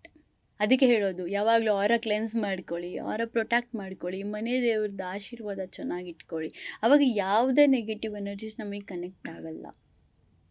ಕಾರ್ 10 ಪಲ್ಟಿ ಹೊಡೆದ್ರು ಒಳಗಡೆ ಇರೋನು ಆರಾಮಾಗೇ ಇರ್ತಾನೆ. ಕಾರು ಒಂದು ಹೋಗಿರ್ಬೇಕಷ್ಟೇ ನಿಮಗೆ ಆಚೆ. ನಮ್ಮ ದಿನ ಎಷ್ಟು ಸೋಲ್ಗಳನ್ನ ನೋಡಿದಾಗ ನಾನು ಇವಾಗ 1000 ಎಬೋ ಸೋಲ್ಸ್ ನೋಡಿರ್ಬೋದು. ನಾನು ಕ್ರೂರ ಆತ್ಮಗಳನ್ನೂ ನೋಡಿದ್ದೀನಿ. ಯಾವುದು ಅಂದರೆ ಅಷ್ಟು ಎಕ್ಸ್ಪೀರಿಯನ್ಸ್ ಅಲ್ಲಿ ಒಂದು ಮ್ಯಾಂಗ್ಳೂರಿನ ಎಕ್ಸ್ಪೀರಿಯನ್ಸ್ ಹೇಳ್ತೀನಿ. ಅವ್ರು ಫುಲ್ ರಿಚ್ ಫ್ಯಾಮಿಲಿ. ಅವ್ರು ಸಡನ್ನಾಗಿ ಲೋ ಆಗೋಗಿದ್ದಾರೆ. ಅವ್ರದ್ದು ಪಿಕ್ ಮಾಡೋಕ್ಕೆ ಹೋದಾಗ ಒಂದು ಹೆಣ್ಣಿನ ಆತ್ಮ ಬರ್ತಾಯಿತ್ತು. ಬಟ್ ಇವ್ರು ಯಾರೂ ಒಪ್ಕೊಳ್ಳೋಕೆ ರೆಡಿ ಇಲ್ಲ ಏನಾಗಿದೆ ಅಂತ ಸ್ಟೋರಿನ. ನಾನು ಕೇಳ್ತಾನೇ ಇದ್ದೀನಿ. ಒಂದು ಹೆಣ್ಣಿನ ಆತ್ಮ ಜೋರಾಗಿ ಬರ್ತಿದೆ. ಅವಳು ನಾನು ತುಂಬ ಕನ್ವಿನ್ಸ್ ಮಾಡೋಕ್ಕೆ ಹೋಗ್ತಾ ಇದ್ದೀನಿ ಆತ್ಮಕ್ಕೆ. ಅದು ಕನೆಕ್ಟ್ ಆಗೋಕ್ಕೆ ರೆಡಿ ಇಲ್ಲ.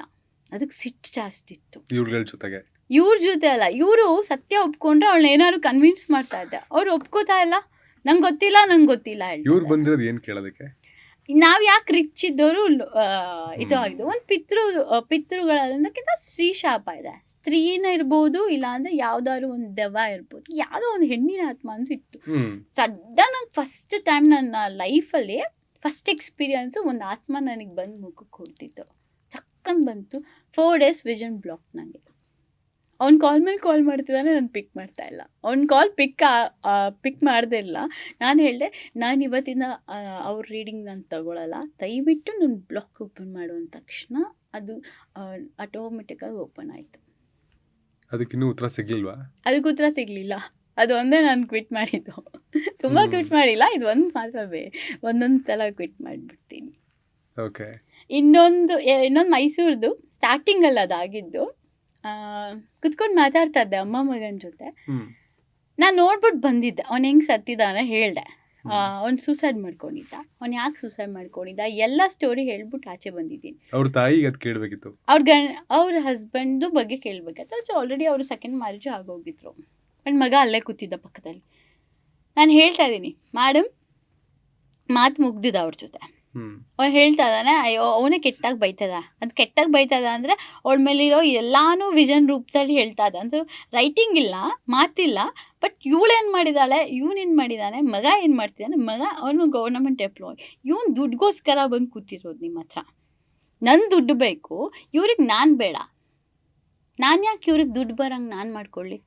ಅವ್ರಿಗೆ ದುಡ್ಡು ಬರೋದನ್ನು ಬ್ಲಾಕ್ ಮಾಡಿಬಿಟ್ಟಿದೆ. ಆ ಬ್ಲಾಕೇಜಸ್ ನನ್ನ ಹತ್ರ ಓಪನ್ ಮಾಡಿಸ್ಕೊಳಕ್ಕೆ ಬಂದಿರೋದು ಅವರು, ದುಡ್ಡು ಬರೋ ಹಾಗೆ. ಅಂದರೆ ಗೌರ್ನಮೆಂಟ್ ಎಂಪ್ಲಾಯ್ ದುಡ್ಡು. ಇವ್ರು ಹೇಳ್ತಾ ಇರೋದು, ನನ್ನ ಆತ್ಮ ಇವ್ರಿಗೆ ಬೇಡ, ನನಗೊಂದು ಪೂಜೆ ಮಾಡಿಲ್ಲ ಇವರು, ನನ್ನ ದುಡ್ಡು ಯಾಕೆ ಇವ್ರಿಗೆ ಬರೋಕ್ಕೆ ಬಿಡಲಿ ಅಂತ ಅವ್ನ ಕ್ವೆಶನ್ನು, ಆತ್ಮದ ಕ್ವೆಶನ್ನು. ನಾನು ಹೆಂಗೆ ಅವ್ರ ಹೆಂಡತಿ, ಇವಳು ಬದುಕಿದಾಗೂ ತೊಂದರೆ ಕೊಟ್ಟಿದ್ದಾನೆ, ಸತ್ತ ಮೇಲೂ ತೊಂದರೆ ಕೊಟ್ಟಿದ್ದಾನೆ. ನನಗೆ ಕರೀರಿ, ಮಾತಾಡಲೇಬೇಕು ನಾನು, ಕರೀರಿ ಮಾತಾಡಿ. ಕರೆದು ಇನ್ನೂ ನನಗೆ ಅದು ಕರಿಯೋಕ್ಕೆ ಬರಲ್ಲ. ಈಗ ಕೂತಿದ್ದೀನಿ, ಪಟ್ಟನ ಮಗನ ಮೇಲೆ ಬಂದ್ಬಿಡ್ತು ಅದು, ಕರೀರಿ ಅಂದ ತಕ್ಷಣ. ಹಂಗಾಗತ್ತಾ? ಆಗಿದೆ. ಓನ್ ತುಂಬ ದೊಡ್ಡ ಹುಡುಗ. ನನಗೆ ಬೇರೆ ಅದು ಎಕ್ಸ್ಪೀರಿಯನ್ಸೇ ಗೊತ್ತಿಲ್ಲ. ನನಗೆ ಆತ್ಮನ ನೋಡೋಕೆ ಬರುತ್ತೆ, ಕರಿಯೋಕ್ಕೆ ಬರಲ್ಲ, ವಾಪಸ್ ಕೆಲ್ಸಕ್ಕೆ ಬರಲ್ಲ. ಫಸ್ಟ್ ಆಫ್ ಆಲ್ ಆಗಿ ಕೂತ್ಕೊಂಡಿದ್ದೀನಿ, ಏನು ಮಾಡಬೇಕು. ಮ್ಯಾಮಿಗೆ ಕಾಲ್ ಮಾಡೋದಂಗೂ ಇಲ್ಲ, ಲೇಟ್ ಆಗೋಗಿದೆ, ಆಲ್ರೆಡಿ 9:30 ಆಗೋದು. ಸುಮ್ಮನೆ ನೋಡ್ತಾ ಕೂತಿದ್ದೆ. ಅವ್ರು ಏನೇನು ಬೈತಾ ಇತ್ತು. ನನಗೇನು ಬೈದಿಲ್ಲ ಆತ್ಮ. ಅದು ನೀನು ಇವ್ರಿಬ್ರು ಮಧ್ಯ ಬರಬಾರ್ದು ಅಂತ ಹೇಳ್ತು. ನಾನು ಬರಲ್ಲ. ಆಮೇಲೆ ನಾನು ಕೂತ್ಕೊಂಡು ಪ್ರೀತಿದ ಹೇಳಿದೆ, ಆಗೋಗಿದೆ ಮುಗ್ದೋಗಿದ್ದಲ್ಲ. ನೀವು ಈಗ ಬಂದು ಇವನಿಗೆ ತೊಂದರೆ ಮಾಡಿ, ನಿಮ್ಮ ಮಗನಿಗೆ ನೀವು ತೊಂದರೆ ಮಾಡ್ದಂಗಲ್ಲ. 10 ನಿಮಿಷ ಆದಮೇಲೆ, 15 ನಿಮಿಷ ಆದಮೇಲೆ ತಲೆ ಸುತ್ತ ಬಿದ್ದಿದ್ದದು. ಆಮೇಲೆ ಮನೆಗೆ ಹೋದ್ಮೇಲೂ ಅದು ವೈಬ್ಸ್ ಇತ್ತು ಅವ್ರಿಗೆ. ಅದು ದ್ವೇಷವಾಗೇ ಇತ್ತದು ಆತ್ಮ. ಆಮೇಲೆ ಅದು ತಾಂತ್ರಿಕ ಹೇಳಿ ಅದಕ್ಕೆ ಆತ್ಮಬಂಧನ ಅಂತ ಮಾಡಿಸ್ಕೊಂಡಿತ್ತು. ಇದು 2 ಎಕ್ಸ್ಪೀರಿಯನ್ಸ್ ತುಂಬ ನನಗೆ ಯಾವಾಗಲೂ ಕನೆಕ್ಟ್ ಆಗ್ತಿರುತ್ತೆ. But in most of the ಕೇಸಲ್ಲಿ ಪಾಸಿಟಿವ್ ಎಕ್ಸ್ಪೀರಿಯನ್ಸ್ ಜಾಸ್ತಿನಾ? ಅಂದರೆ ಪಾಸಿಟಿವ್ ಎಕ್ಸ್ಪೀರಿಯನ್ಸ್ ಜಾಸ್ತಿ. ಅವತ್ತಿಂದ ನಾವು ಕೂಡ ಹೀಲ್ ಮಾಡ್ಕೊಂಬಿಟ್ಟಿರ್ತೀವಿ ನಮ್ಮನ್ನು ನಾವೇ. ನಂಗೆ ಯಾವುದೂ ಇಂಥ ಕ್ಲೈಂಟ್ ಬರಬಾರ್ದು. ಫಸ್ಟ್ ನೋಡ್ತೀನಿ ರೀಡಿಂಗಲ್ಲಿ, ಇದು ಒಳ್ಳೆ ಆತ್ಮನಾ, ಇವ್ರದ್ದು ಒಳ್ಳೆಯದಾ, ಅವರಿಗೆ ಹೆಲ್ಪ್ ಮಾಡ್ತೇನೆ. ಈ ಥರ ಎಲ್ಲ ಇದ್ರಾಗ ಸೂಸೈಡ್ ಕೇಸ್ ಸ್ವಲ್ಪ ಬಿಟ್ಬಿಡ್ತೀನಿ. ಒಂದು ಸೂಸೈಡ್ ಕೇಸ್, ಒಂದು ಅಮ್ಮ, ನನ್ನ ಮಗ ಮಲಗೇ ಇದ್ದ, ನನ್ನ ಪಕ್ಕನೇ ಮಲಗಿದ್ದ ದಿವ್ಯಾ, ನಾನು ಹಿಂಗೆ ಕಾಫಿ ಥರ ವರ್ಷಲ್ಲಿ ಸತ್ತೋಗ್ಬಿಟ್ಟ ದಿವ್ಯಾ, ಏನಾಗಿದೆ ನೋಡು. ನನಗೆ ಆ ಥರ ಎಕ್ಸ್ಪೀರಿಯನ್ಸ್ ಆದಾಗ ಹೊಟ್ಟೆ ಹುರಿದು ಹೋಗುತ್ತೆ. ಅವಾಗ ನಾನೇನು ಮಾಡ್ತೀನಿ, ಹೋಗ್ಬಿಟ್ಟು ನೋಡ್ತೀನಿ ಏನಾಗಿರ್ಬೋದು, ಕ್ಯೂರಿಯಾಸಿಟಿ ನನಗೆ. ಅವ್ನು ಮಲಗಿದ್ದಾಗ ಪೊಲೀಸ್ ಏನೋ ಬೈದಿದ್ದಾನೆ ಯಾವುದೋ ಟೈಮಲ್ಲಿ, ಯಾವುದೋ ಒಂದು ಕೇಸಲ್ಲಿ. ಅವನ ಮೇಲೆ ಅವಮಾನ ಆಗಿದೆ ಅಂತ ಅವ್ನು ಮಲ್ಕೊಂಡಾಗ ಯೋಚನೆ ಮಾಡಿದ್ದಾನೆ. ನನಗೆ ಅವತ್ತು ಅವಮಾನ ಆಗಿದೆ, ನಾನು ಬದುಕಿರ್ಬೇಕಾ ಇಂಥದ್ದೆಲ್ಲ ಅವಮಾನಕ್ಕೆ. ಅವರಮ್ಮ ಕಾಫಿ ಥರ ಅಷ್ಟಲ್ಲ, ಆ ಅವಮಾನ ನೆನೆಸ್ಕೊಂಡು ಸೂಸೈಡ್ ಮಾಡ್ಕೊಂಡಿರೋದು. ಚಿಕ್ಕ ವಿಚಾರ. ಆ ದಿನ ಅವ್ನು 5 ನಿಮಿಷ ಆಚೆ ಹೋಗಿದ್ರೆ ಅವ್ನ ಜೀವ ಉಳಿತಾ ಇತ್ತು. ಅಯ್ಯೋ ಅವಮಾನ ತಾನೆ ಅಂತ ಹೇಳಿ. ಬಟ್ ಒಂದು ರೀಸನ್, ಅದು ಸಾವು ಅನ್ನೋದು ಒಂದು ರೀಸನ್ ಅಷ್ಟೆ. ಇದು ರೀರೈಟ್ ಆಪ್ಷನ್ಸ್. ಆಕಾಶಿಕಲ್ಲಿ ನಿಮ್ಗೆ ಈ ಥರ ಆಪ್ಷನ್ಸ್ಗಳು, ಈಗ ಯಾರೋ ಒಬ್ಬರು ಆಕ್ಸಿಡೆಂಟ್ ಆಗ್ತಿದೆ, ಏನೋ ಒಂದು ಆಗಿತ್ತು, ಇವ್ರಿಗೆ ಆಯುಸ್ ಇಷ್ಟೇ ಇದೆ, ರೀರೈಟ್ ಆಪ್ಷನ್ ಇರುತ್ತೆ ಒಂದೇ ಸಲ. 36 years ಇದ್ದರೆ ಅದನ್ನು ಒಂದು ಸ್ವಲ್ಪ ಎಕ್ಸ್ಟೆಂಡ್ ಮಾಡ್ಬೋದು. ನಾನು ಎಷ್ಟೋ ದಿನಗಳು ಎಕ್ಸ್ಟೆಂಡ್ ಮಾಡೋಕ್ಕಾಗಲ್ಲ. ಸ್ಟಾಪ್ ಮಾಡೋಕ್ಕೆ ಹೆಂಗಾಗುತ್ತೆ? ಅದೇ ನೋಡಿದ್ರೆ ಓಪನ್ ಆಗಿ ಹೇಳೋಕ್ಕಾಗತ್ತಾ? ಅಂದರೆ ಈಗ ನೋಡಿ ಎಷ್ಟೋ ಸಲ ಬರ್ತಾರೆ, ನನ್ನ ಹಸ್ಬೆಂಡ್ ಬದುಕ್ತಾರಲ್ಲ ದಿವ್ಯಾ, ರೀಸೆಂಟಾಗಿ ಡಾಕ್ಟರ್ ಸ್ಟೋರಿ ಅದು ಮಾಡೋದು. ಹಾಸ್ಪಿಟಲ್ಗೆ ಅಡ್ಮಿಟ್ ಆದರೆ ICUಲಿದ್ದಾರೆ. ನನಗೆ ಒಂದೇ ಫೋನ್ ಮಾಡಿದ್ದು, ನನ್ನ ಹಸ್ಬೆಂಡ್ನ 1 ದಿನ ಉಳಿಸ್ಕೊಟ್ 1 ತಿಂಗಳು 1 ವರ್ಷ ಉಳಿಸ್ಕೊಟ್ಬಿಡು ನನಗೆ. ಕಾಲ್ ಮಾಡಿದೆ, ಮೇಡಮ್ ಎಕ್ಸ್ಪೀರಿಯನ್ಸ್ ಏನಾಗಿದೆ, ನಾನು ಧ್ಯಾನ ಕೂತ್ಕೊಂಡಿದ್ದೆ, ಕಾಲ್ ಬಂತು, ತಗೊಂಡೆ, ನಾನು ಎನರ್ಜಿ ಪಿಕ್ ಮಾಡಿಕೊಂಡೆ.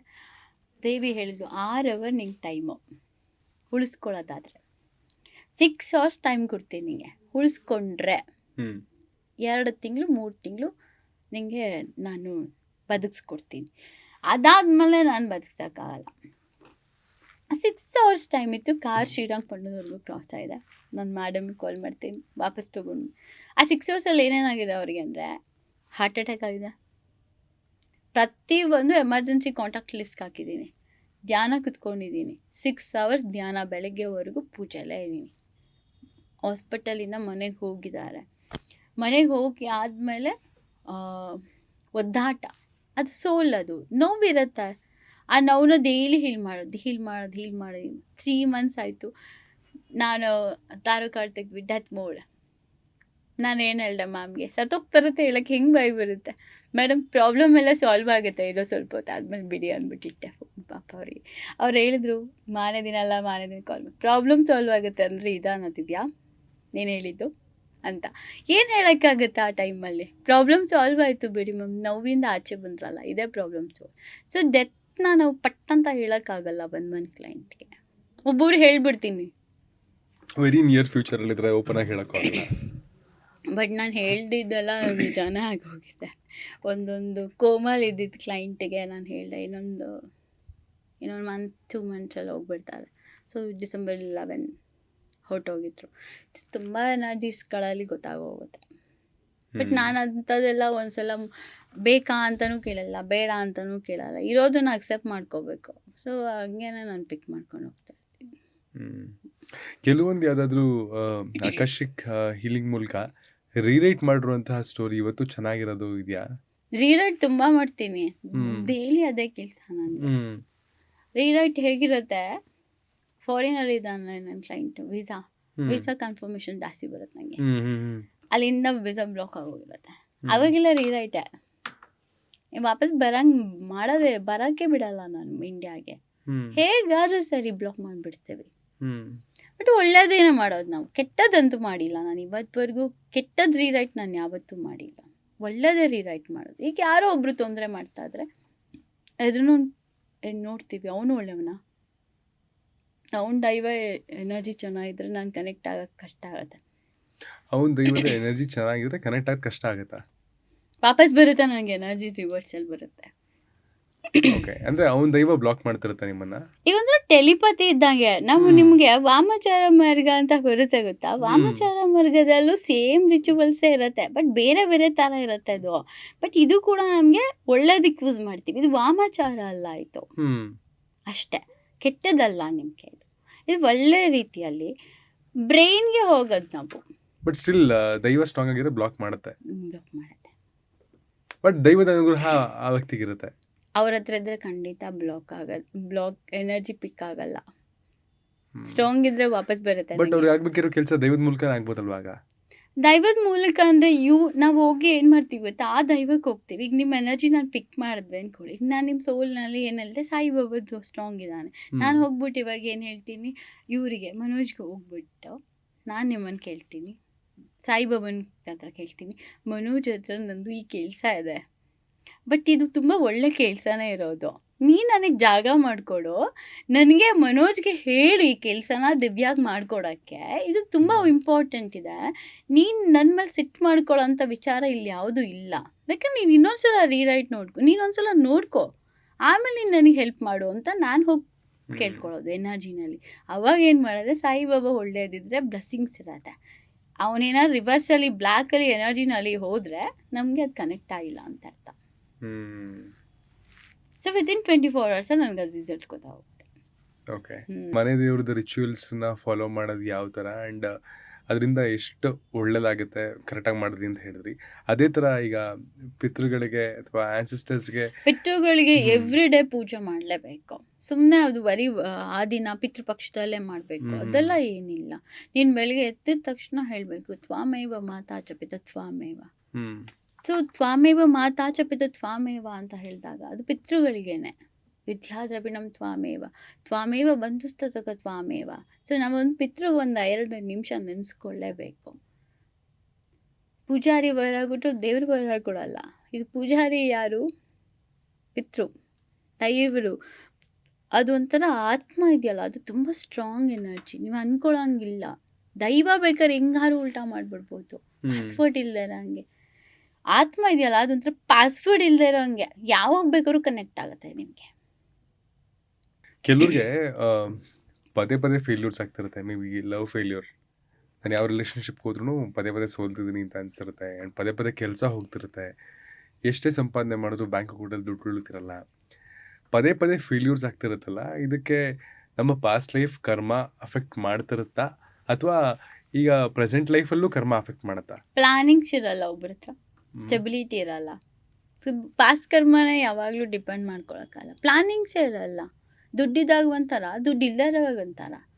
ಇದು ಕೂಡ ಅದು ಕ್ಯಾರಿ ಮಾಡ್ಕೊಂಡು ಹೋಗುತ್ತೆ. ಆಕಾಶಿಕ್ ರೆಕಾರ್ಡ್ಸಲ್ಲಿ ಹೋದ ತಕ್ಷಣ ನೀವು ಬರೀ ಇದೇ ಕಾಣಿಸುತ್ತೆ ಅಂತಾರಲ್ಲ, ಅವರು ಪೂಲ್ ಮಾಡ್ತಿರ್ತಾರೆ. ಮನೇಲಿ ನೀರು ವೇಸ್ಟ್ ಮಾಡ್ತಿರ್ತಾರೆ, ಬಾತ್ರೂಮ್ ನೀಟಾಗಿ ಇಟ್ಕೊಂಡಿರಲ್ಲ, ಮನೆ ಗಲೀಜು ಇಟ್ಕೊಂಡಿರ್ತಾರೆ. ಇದೆಲ್ಲ ಫಾಲ್ಟ್ ಇರುತ್ತೆ. ಪ್ರತಿಯೊಂದಕ್ಕೂ ಬೇರೆಯವ್ರ ಬಗ್ಗೆ ಗಾಸಿಪ್ಸ್ ಮಾಡ್ತಿರ್ತಾರೆ, ಬೇರೆಯವ್ರ ಬಗ್ಗೆ ಹೊಟ್ಟೆ ಕಿಚ್ಚು ಮಾಡ್ತಿರ್ತಾರೆ, ಬೇರೆಯವ್ರ ಬಗ್ಗೆ ಜಾಸ್ತಿ ಕಮೆಂಟ್ ಮಾಡ್ತಿರ್ತಾರೆ. ಅನ್ನೆಸೆಸರಿ ಅನ್ವಾಂಟೆಡ್ ಫ್ರೆಂಡ್ಸ್ ಜೊತೆ ಕೂತಿರ್ತಾರೆ. ನಿನ್ನಲ್ಲಿ ಗುರಿ ಇರಲ್ಲ. ಆಕಾಶಿಕಲ್ಲಿ ಎಲ್ಲನೂ ಗೊತ್ತಾಗುತ್ತೆ. ಬರೀ ಇದೊಂದೇ, ಬರೀ ದೈವನೇ ಇರುತ್ತೆ, ಆತ್ಮನೇ ಇರುತ್ತೆ, ಕರ್ಮನೂ ಇರುತ್ತೆ, ಅದೆಲ್ಲ ಇಲ್ಲ.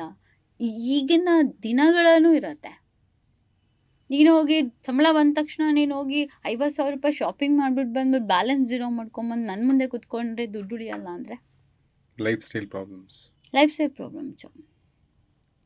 ಊಟ ಮಾಡೋದು, ಊಟ ಮಾಡುವಾಗಲೂ ಅಷ್ಟೇ, ಊಟ ಬಿಡೋದು, ವ್ಯಾಲ್ಯೂ ಇಲ್ಲ ಊಟಕ್ಕೆ. ಬೇರೆಯವ್ರ ಬಗ್ಗೆ ಕನಿಕರ ಇರಲ್ಲ. ಬೇರೆಯವ್ರ ಬಗ್ಗೆ ಗಾಸಿಪ್ ಮಾಡುವಾಗ ಎಂಜಾಯ್ ಮಾಡೋದು, ಬೇರೆಯವ್ರ ಬಗ್ಗೆ ಮಾತಾಡ್ತಾ ಕೂತ್ಕೊಳ್ಳೋದು, ಬೇರೆಯವ್ರ ತಪ್ಪನ್ನ ಹುಡ್ಕೋದು, ಅಹಂ. ಪ್ರಾಣಿಗಳ ಮೇಲೆ ದಯೆ ಇಲ್ಲ, ಪ್ರಕೃತಿ ಮೇಲೆ ಪ್ರೀತಿ ಇಲ್ಲ. ನಮ್ಮ ಮನೆಯಲ್ಲಿ ಅಷ್ಟೇ ಯೋಚನೆ ಮಾಡ್ತಿರ್ತಾರೆ. ಇಂಥದ್ದೆಲ್ಲ ಗೊತ್ತಾಗೋಗುತ್ತೆ. ಇಮಿಡಿಯೇಟಾಗಿ ಹೇಳ್ತೀನಿ ನಾನು, ಫಸ್ಟ್ ಪ್ಲ್ಯಾನ್ಸ್ ಎಬಿಲಿಟಿ ಮಾಡ್ಕೊಳ್ಳಿ. Focus on career. ರಿಲೇಷನ್ಶಿಪ್ ಇವಾಗ ವರ್ಕ್ ಆಗ್ತಿರಲ್ಲ, ಬಟ್ ಕೆರಿಯರ್ ಬಗ್ಗೆ ಯೋಚನೆ ಮಾಡಬೇಕು. ಎಷ್ಟೋ ವಿಚಾರಗಳು ತಿಳ್ಕೊಂಡು ಆಮೇಲೆ ಹೇಳೋದು ನನ್ನ ಸೊಲ್ಯೂಷನು. ಸುಮ್ಮನೆ ಯಾರೋ ಬಂದು ಕುತ್ಕೊಂಡ್ಬಿಟ್ಟಿದ್ದಾರೆ, ಇದು ಇಮಿಡಿಯೇಟ್ ಫಿನಾನ್ಷಿಯಲ್ ಬ್ಲಾಕ್ ಓಪನ್ ಮಾಡಿ. ಫಿನಾನ್ಷಿಯಲ್ ಬ್ಲಾಕ್ ಓಪನ್ ಮಾಡೋಕ್ಕೆ ನಿಮ್ಮ ಪ್ಲ್ಯಾನಿಂಗ್ಸ್ ಏನಿದೆ? ಎಷ್ಟು ಸ್ಯಾಲ್ರಿ? ಇಮಿಡಿಯೇಟಾಗಿ ಪ್ರಾಬ್ಲಮ್ ಸಾಲ್ವ್ ಮಾಡ್ಕೊಳಕ್ಕಾಗಲ್ಲ. ಆ್ಯಂಡ್ ಈ ಸೋಲ್ ಕಾಂಟ್ರಾಕ್ಟ್ ಅಂತ ಒಂದು ಇದೆಯಂತಲ್ಲ, ಅಂದರೆ ಈಗ ಅಪ್ಪ ಅಮ್ಮ ಅಥವಾ ಲೈಫ್ ಪಾರ್ಟ್ನರ್ನೆಲ್ಲ ಮುಂಚೆನೇ ನಾವೇ ಚೂಸ್ ಮಾಡಿರ್ತೀವಿ ಅಂತ ಕೆಲವ್ರು ಹೇಳ್ತಾರೆ. ಈ ವಿಷಯದಲ್ಲಿ ಅಂತ ಬಂದಾಗ ಒಂದು ಡಿಬೇಟಬಲ್ ಟಾಪಿಕ್ ಅದು. ಒಂದು ಮುಂಚಿತವಾಗಿ ನಾವೇ ಚೂಸ್ ಮಾಡಿರ್ತೀವಿ ಅಂತೀವಿ, ಇನ್ನೊಂದು ಬಂದು ವಿಧಿ ಲಿಖಿತ. ಅದು ಯಾರು ಹುಟ್ಟಬೇಕು, ಯಾರ್ಯಾರು ಸೇರಬೇಕು ಅನ್ನೋದೆಲ್ಲ ಇರುತ್ತೆ ಅಂತ. ನೀವೇನು ಹೇಳ್ತೀರ ಅದ್ರ ಬಗ್ಗೆ? ನನ್ನ ಪ್ರಕಾರ ಅದು ಆನ್ಸೆಸ್ಟರ್ ಇರುತ್ತೆ. ಅವ್ರವ್ರ ಫ್ಯಾಮಿಲಿಯಲ್ಲೇ ಆಲ್ಮೋಸ್ಟ್ ಹುಟ್ಟಿರ್ತಾರೆ. ಎಷ್ಟೋ ಸಲ ಕ್ಯಾರಿ ಮಾಡಿದಾಗ ನಾವು ನೋಡಿದೆ ಹಂಗೆ ವಿಷನ್ಸ್ ಅಲ್ಲಿ. ಪಾಸ್ಟ್ ಲೈಫಲ್ಲಿ ಬಂದಿರೋ ಟ್ರೀನೇ ಮತ್ತೆ ಹೌದು ಸೇಮ್ ಫಾಲೋ ಆಗಿರುತ್ತಾ? ಹೌದು, ಹಂಗೆ ಅನಿಸ್ತಿರತ್ತೆ. ಒಬ್ಬೊಬ್ರಿಗೆ ಮರುಜನ್ಮ ಇರುತ್ತೆ, ಒಬ್ಬೊಬ್ರಿಗೆ ಮರುಜನ್ಮ ಇರಲ್ಲ. ಒಬ್ಬೊಬ್ರಿಗೆ ಮೋಕ್ಷ ಇರುತ್ತೆ, ಒಬ್ಬೊಬ್ರಿಗೆ ಮೋಕ್ಷ ಇರಲ್ಲ. ಸತ್ತಾಗ ಎಷ್ಟು ದಿನ ಇರುತ್ತೆ? 1 year ಇರುತ್ತೆ. 11 months ಅಂತೂ ಒಂದು ಆತ್ಮ ಇದ್ದೇ ಇರುತ್ತೆ. ಒಂದೊಂದು ಆಕಾರ ತೊಗೊಂಡು ಹೋಗ್ತಾ ಇರುತ್ತೆ. ಒಂದೊಂದು ಆಕಾರ ಅಂದರೆ ನಾವು ನೋಡಿದಾಗ, ಈಗ ಸಡನ್ ಆಗಿ ರೀಸೆಂಟ್ ಡೆತ್ ಆದವ್ರದ್ದು ವಿಷನ್ ಕಾಣ್ತಲ್ಲ ನಮಗೆ. ಬಾಡಿ ಕಾಣಲ್ಲ ನನಗೆ, ನಾನು ನೋಡ್ದ ಹಾಗೆ ಸ್ವಲ್ಪ ಜಸ್ಟ್ ಗಾಳಿ ಥರ ಕಾಣಿಸ್ತಿರ್ತಾರೆ. ಯಾಕಂದರೆ ಅವ್ರಿಗೆ ಆಕಾರನೇ ಇರಲ್ಲ, ಲೆಕ್ಕ ಕೊಟ್ಟಿರಲ್ಲ ಅವ್ರ ದೇವ್ರ ಹತ್ರ, ಇಲ್ಲೇ ಎಲ್ಲೋ ಸುತ್ತುತ್ತಿರುತ್ತೆ. ನನಗೆ ಕನೆಕ್ಟ್ ಆಗೋದು ಯಾವಾಗಲೂ ಬ್ರಹ್ಮಾಂಡದಲ್ಲಿ ಮಾತ್ರ. ಬ್ರಹ್ಮಾಂಡದಲ್ಲಿದ್ದರೆ ಮಾತ್ರ ಅದು ಬಾಡಿ ನನಗೆ ಕಾಣಿಸ್ತಿರತ್ತೆ. ಅವ್ರ ಮನ್ ಮಾತಾಡೋದಾಗ್ಲಿ, ಅರ್ಥ ಆಗೋದಾಗ್ಲಿ ಬಟ್ ಈ ರೀಸೆಂಟ್ ಎತ್ತಿರೋರು ಯಾರು ಕೂಡ ಬರೀ ತನ್ನ ಹೆಂಗೆ ಸತ್ತೆ ಅಂತ ಹೇಳ್ತಾರೆ ಅಷ್ಟೆ. ಅದು ದೂರದಿಂದ ಎಲ್ಲೋ ಒಂದು ಕಡೆ, ಕಲರ್ ಇರಲ್ಲ, ಆದರೆ ವೈಟ್ ಆ್ಯಂಡ್ ಬ್ಲ್ಯಾಕ್ ಥರ ಇರುತ್ತೆ. ಎಲ್ಲೋ ಒಂದು ಕಡೆ ತೋರಿಸ್ತಾ ಇರ್ತಾರೆ, ನಾನು ಹೇಗೆ ಸತ್ತೆ, ನನ್ನ ಕೈ ಯಾರು ಹಿಡಿದಿದ್ರು, ನನ್ನ ಕೈ ಸ್ಟ್ರೋಕ್ ಆಗಿತ್ತಾ, ಮತ್ತು ಹಾಸ್ಪಿಟಲ್ ಸತ್ತೆ, ನನಗೆ ಬೆಡ್ಶೀಟ್ ಹೀಗೆ ಹಾಕಿದ್ರು, ಇದೇ ಡಾಕ್ಟ್ರು ಟ್ರೀಟ್ಮೆಂಟ್ ಕೊಟ್ಟಿದ್ರು, ಇಲ್ಲ ಮನೇಲಿ ಯಾರೂ ಹೀಗೆ ನೋಡ್ಕೊಂಡಿಲ್ಲ. ಈ ಥರ ಆತ್ಮಗಳು ಹೆಂಗಿರುತ್ತೆ, 11 months ಅಂತೂ ಕನೆಕ್ಟಿವ್ ಇಲ್ಲೇ ಇರುತ್ತೆ, ಭೂಮಿ ಮೇಲೆ ಇರುತ್ತೆ. 11 months. ಈಗ ವರ್ಷ ತಿಥಿ ಅಂತ ಮಾಡ್ತಾರೆ, ತಿಂಗಳು ತಿಥಿ ಮಾಡ್ತಿರ್ತಾರೆ. ಸೊ ಅವ್ರಿಗೇನು ಇಷ್ಟ ಅದ ಅದೇ ಇಡಬೇಕು. ನೀನು ಏನಾರು 11 ಮಂತ್ಸು ಚಿತ್ರಗುಪ್ತಗಳು ಹೇಳ್ತಾ ಇರ್ತಾರೆ, ಯಮದೂತ್ ಹೇಳ್ತಿರ್ತಾರೆ, ನೋಡು ನಿನ್ನ ಮನೆ ಫ್ಯಾಮಿಲಿ ಸ್ಟೋರಿ ನೋಡು, ಕುತ್ಕೊಂಡು ನೋಡು ನಿನ್ನ ಮನೆದು, ನಿಂಗೆ ಬ್ಲೆಸ್ಸಿಂಗ್ ಕೊಡಬೇಕಾ ಕೊಡಬಾರ್ದ ಈ 11 ಮಂತ್ಸಲ್ಲಿ ಗೊತ್ತಾಗುತ್ತೆ ಒಂದು ಪಿತೃಗಳದು. ಅಂದ್ರೆ ಇಲ್ಲಿ ಮಾಡಿರುವಂತಹ ಪಾಪಕರ್ಮಗಳಾಗ್ಲಿ ಅಥವಾ ಪುಣ್ಯಕರ್ಮಗಳಾಗ್ಲಿ ಅದನ್ನ 11 ಮಂತ್ಸು ಅವ್ರು ವಿಜುವಲೈಸ್ ಮಾಡ್ತಿರ್ತಾರೆ ನಾವು ಇಲ್ಲದೆ ಇರೋ ಟೈಮಲ್ಲೂ. ಸೊ ಅದ್ರ ಮೇಲೆ ಎಲ್ಲಾನು ಹೌದು ಡಿಪೆಂಡ್ ಆಗುತ್ತೆ. ಹೌದು. ಎಷ್ಟೋ ಸಲ ಈಗ ನನಗೆ ವಿಷನ್ಸಲ್ಲಿ ಎಲ್ಲೋ ಒಂದು ಕಡೆ ರೇಪ್ ಆಗ್ತದೆ ಅಂತ ಗೊತ್ತಿರುತ್ತೆ, ಬಟ್ ಎಲ್ಲ ಆಗ್ತದೆ ಅಂತ ಗೊತ್ತಿರಲ್ಲ. ಬೆಳಿಗ್ಗೆ ಇನ್ಸ್ಟಾಗ್ರಾಮ್ ನೋಡ್ರೆ ಅದೇ ಹುಡುಗಿ ಕಾಣ್ತಿರ್ತಾಳೆ, ಆ ಮುಖ ಚೆಹರೆ ಕಾಣಿಸಿರುತ್ತೆ. ಇಂಥವ್ರೆ ಇಷ್ಟು ಜನನೇ ಮಾಡಿದ್ದಾರೆ ಅಂತ ಗೊತ್ತಿರುತ್ತೆ ನನಗೆ. ಆ ಥರ ನೀಟಾಗಿ ಎಷ್ಟೋ ಸಲ ಆಗೋಗಿದೆ. ಅವಾಗ ನಂಗೆ ಹೊಟ್ಟೆ ಉರಿಯುತ್ತೆ, ಬಟ್ ಭಗವಂತಂಗೆ ಬೇಡ್ತೀನಿ ನಾನು, ಇದು ಎಲ್ಲ ಆಗ್ತದೆ ಅಂತಲೂ ಹೇಳ್ಬೇಕಿತ್ತು. ಬಟ್ ನಾನು ಅದನ್ನು ಜಾಸ್ತಿ ಡೀಪಾಗಿ ತೊಗೊಂಡಿರಲ್ಲ. ಎಲ್ಲೋ ಆಗ್ತದೆ, ಕಾಣಿಸ್ತದೆ. ಯಾರೋ ಗುರೂಜಿ ಸಾಯ್ತಾರೆ ಇವತ್ತು, ಯಾರೋ ಪೊಲಿಟಿಕಲ್ ಯಾರೋ ಸಾಯ್ತಾ ಇದ್ದಾರೆ, ಮೇಲ್ ಕಾಣಿಸ್ತಿರುತ್ತೆ ನನಗೆ ವಿಷನಲ್ಲಿ. ಯಾರೋ ಒಬ್ರು ದೊಡ್ಡ ವ್ಯಕ್ತಿ ಸಾಯ್ತಾ ಇದ್ದಾರೆ ಅಂದರೆ ಅಲ್ಲಿ ಮೇಲ್ಗಡೆ ಏನೋ ಒಂಥರ ಚೇಂಜಸ್ ಇರುತ್ತೆ ಬ್ರಹ್ಮಾಂಡದಲ್ಲಿ. ರೀಸೆಂಟಾಗಿ ಪೊಲಿಟಿಕಲಲ್ಲಿ ರೀಸೆಂಟಾಗಿ ದಾವಣಿ, ನಾನು 2 days ಬಿಫೋರ್ ನನಗೆ ಕಾಣಿಸಿತ್ತು ಅದು, ಒಂದು ದೊಡ್ಡ ವ್ಯಕ್ತಿ ಸಾಯ್ತಾರೆ. ಯಾರ್ದು? ಅದು ದಾವಣಗೆರೆದು ಶಾಮನೂರ್ ಶಿವ, ಅದು ವಿಷನ್ ನಾನು ನೋಡಿದ್ದೆ. ಈಗ ಯಾರೋ ಒಬ್ರು ಏಜ್ಡ್ ಪರ್ಸನ್, ಒಂದು ತುಂಬ ಖ್ಯಾತಿ ಪರ್ಸನ್ ಹೋಗ್ತಾರೆ, ಬಟ್ ಇವರೇ ಅಂತ ಗೊತ್ತಿರಲಿಲ್ಲ. ಬಟ್ ಯಾರೋ ಒಬ್ರು ದೊಡ್ಡ ವ್ಯಕ್ತಿ ಸಾಯ್ತಾ ಇದ್ದಾರೆ. ಕ್ಲೈಂಟ್ಸ್ಗೂ ಹೇಳಿದ್ದೀನಿ, ಯಾರೋ ನಿಮ್ಮ ವಿಷನ್ ಜೊತೆ ಯಾರೋ ಸಾಯೋದು ಬಂದಿದೆ, ಅದು ಗುರೂಜಿ ಸಾಯುವಾಗಲೂ ಹೇಳಿದ್ದೀನಿ. ಈ ಥರ ಎಲ್ಲೋ ಒಂದು ಕಡೆ ರೇಪ್ ಆಗ್ತಿದ್ರು ನನಗೆ ಕಾಣಿಸ್ತಿರತ್ತೆ. ಇಲ್ಲ ಏನೋ ಒಂದು ವಿಷನಲ್ಲಿ ಏನೋ ಒಂದು, ಇವತ್ತು ಯಾರೋ ಒಬ್ಬರು ಫಿಲ್ಮ್ ಆ್ಯಕ್ಟ್ರು ಇದೇ ಥರ ಆಗುತ್ತೆ, ಯಾರೋ ನೋಡ್ತಾ ಇರ್ತೀವಿ, ಇವ್ನಿಗೇನೋ ನೆಕ್ಸ್ಟ್ ಇದೆ ಏನೋ ಕಾಣಿಸ್ತತೆ. ಇದೆಲ್ಲ ನಮಗೆ ಕನೆಕ್ಟ್ ಆಗ್ತಿರುತ್ತೆ, ಬಟ್ ನಮ್ಗೆ ಹೇಳ್ಕೊಳಕ್ಕಾಗಲ್ಲ. ಅವ್ರು ನಮ್ಮನ್ನು ಕೇಳಿರಲ್ಲ, ನಾವು ಅವ್ರಿಗೆ ಹೇಳಿರಲ್ಲ. ತುಂಬ ರೀಸನ್ಸ್ಗಳು ಎಷ್ಟೋ ಸಲ ಒಳಗಡೆನೇ ಹೊಟ್ಟೋಗ್ಬಿಡುತ್ತೆ. ಅಯ್ಯೋ ನಂಗೆ ಗೊತ್ತಿತ್ತು ಬಿಡು, ಅಯ್ಯೋ ನಂಗೆ ಗೊತ್ತಿತ್ತು ಬಿಡು. ಸೊ ಈ ಥರ ಎಷ್ಟೋ ವಿಚಾರಗಳನ್ನ ನಾವು ಹೇಳ್ಕೊಂಡು ಹೋದ್ರೆ ಅದು ಹೇಳ್ಕೊಂಡು ಹೋದಂಗೆ, ಬಿಟ್ಟರೆ ಬಿಟ್ಟಂಗೆ, ಅಯ್ಯೋ ನನಗೆ ಹಾಕ್ಬೇಕು ಅನ್ನಂಗೆ. ಅವಾಗ ನಮಗೂ ಹೊಟ್ಟೆ ಹೊಡುತ್ತೆ, ಅಯ್ಯೋ ಪಾಪ ಈ ಮಗು ನಾನು ಕಾಪಾಡ್ಬೋದು, ಮುಂಚೆ ನಾನು ನೋಡಬೇಕಾಯ್ತು ಎಲ್ಲಿತ್ತು. ಬಟ್ ಅದು ಆ ಸುತ್ತ ಇದು ಕಾರ್ಮಿಕ್ ಅವೆಲ್ಲ. ಆ ಹೋಜೆ ಮೊದಲು ಆ ಹುಡುಗಿ ತಪ್ಪು ಮಾಡಿರುತ್ತೆ ಅಂತ ಇರಲ್ಲ, ಬಟ್ ವಾತಾವರಣ ಹಂಗಿರತ್ತೆ. ಸತ್ವಗುಣ ಅಂತಿರತ್ತೆ ಒಬ್ಬೊಬ್ಬ ಮನುಷ್ಯನಲ್ಲಿ, ಒಂದು ಸತ್ವಗುಣ ಅಂತಿರುತ್ತೆ, ತಮೋಗುಣ, ರಜೋಗುಣ ಅಂತಿರುತ್ತೆ. ಕ್ರೂರವಾದ ರಾಕ್ಷಸ ಗುಣ ಒತ್ತಿ ಬಂದಿರೋ ಜನಗಳ ಮಧ್ಯ ಒಂದು ಒಳ್ಳೆ ಆತ್ಮ ಕುತ್ಕೊಳ್ಳೋಕ್ಕಾಗಲ್ಲ. ತುಂಬ ಕಷ್ಟ ಅವರನ್ನು ಬ್ಯಾಲೆನ್ಸ್ ಮಾಡೋಕ್ಕೆ. ಸತ್ವಗುಣದವರು ಬೇಗ ಡಿಸ್ಟ್ರಾಕ್ಷನ್ ಆಗ್ತಾರೆ. ತಮೋಗುಣದವರಾಗಲಿ ರಜಗುಣದವರು ಅಂದರೆ ಅನ್ಸ್ಯಾಟಿಸ್ಫೈಡ್ ಆತ್ಮಗಳು, ಅವಾಗೇನೂ ಮಾಡೋಕ್ಕಾಗಲ್ಲ. ಅಂಥವು ನಮಗೂ ಕನೆಕ್ಟ್ ಆಗಿಲ್ಲ. ತುಂಬ ಅವರೆಲ್ಲ ಕರ್ಮನ ಕ್ಯಾರಿ ಮಾಡ್ತಾರೆ, ಮುಂದಿನ ಜನ್ಮ ಅಂತ ಅನುಭವಿಸ್ತಾರೆ, ಈ ಜನ್ಮದಲ್ಲ ಅನುಭವಿಸ್ತಾರೆ. ಸಾಯುವಾಗ ಗೊತ್ತಾಗುತ್ತೆ ಅವ್ರಿಗೆ, ಈಗ ಗೊತ್ತಾಗಲ್ಲ, ಹಾಸ್ಪಿಟ್ಲಲ್ಲಿ ಮಲ್ಕೊಂಡಾಗ ಗೊತ್ತಿರುತ್ತೆ. ಪ್ರತಿಯೊಬ್ಬ ವ್ಯಕ್ತಿ ಸಾಯ್ಬೇಕಾದ್ರೆ ಆ ಕೊನೆ ಮೂಮೆಂಟ್ಸ್ ಆಫ್ ಹಿಸ್ ಲೈಫಲ್ಲಿ ಅದು ಗೊತ್ತಾಗುತ್ತಾ, ಅಂದರೆ ಈ ಲೈಫಿನ ಕರ್ಮ ಏನು ಅನ್ನೋದೊಂದು? ಅದೆಲ್ಲ ನಾನು ಎಕ್ಸ್ಪೀರಿಯನ್ಸ್ ಮಾಡಿಲ್ಲ. ಆ 7 minutes ಹೇಳ್ತಿರ್ತಾರೆ, ನಾವು ನೋಡಿದ್ರೆ ಗೊತ್ತಿರುತ್ತೆ. ಬಟ್ ನಾನು ವಿಷನಲ್ಲಿ ನೋಡಿದಾಗ ಆ 7 minutes ನನಗೆ ನೋಡಿಲ್ಲ. ನಾನು ನೋಡಿದರೆ ಅದು ನಾನು ಎಕ್ಸ್ಪೀರಿಯನ್ಸ್ ಆಗಿದ್ರೆ ಗೊತ್ತಿರತ್ತೆ.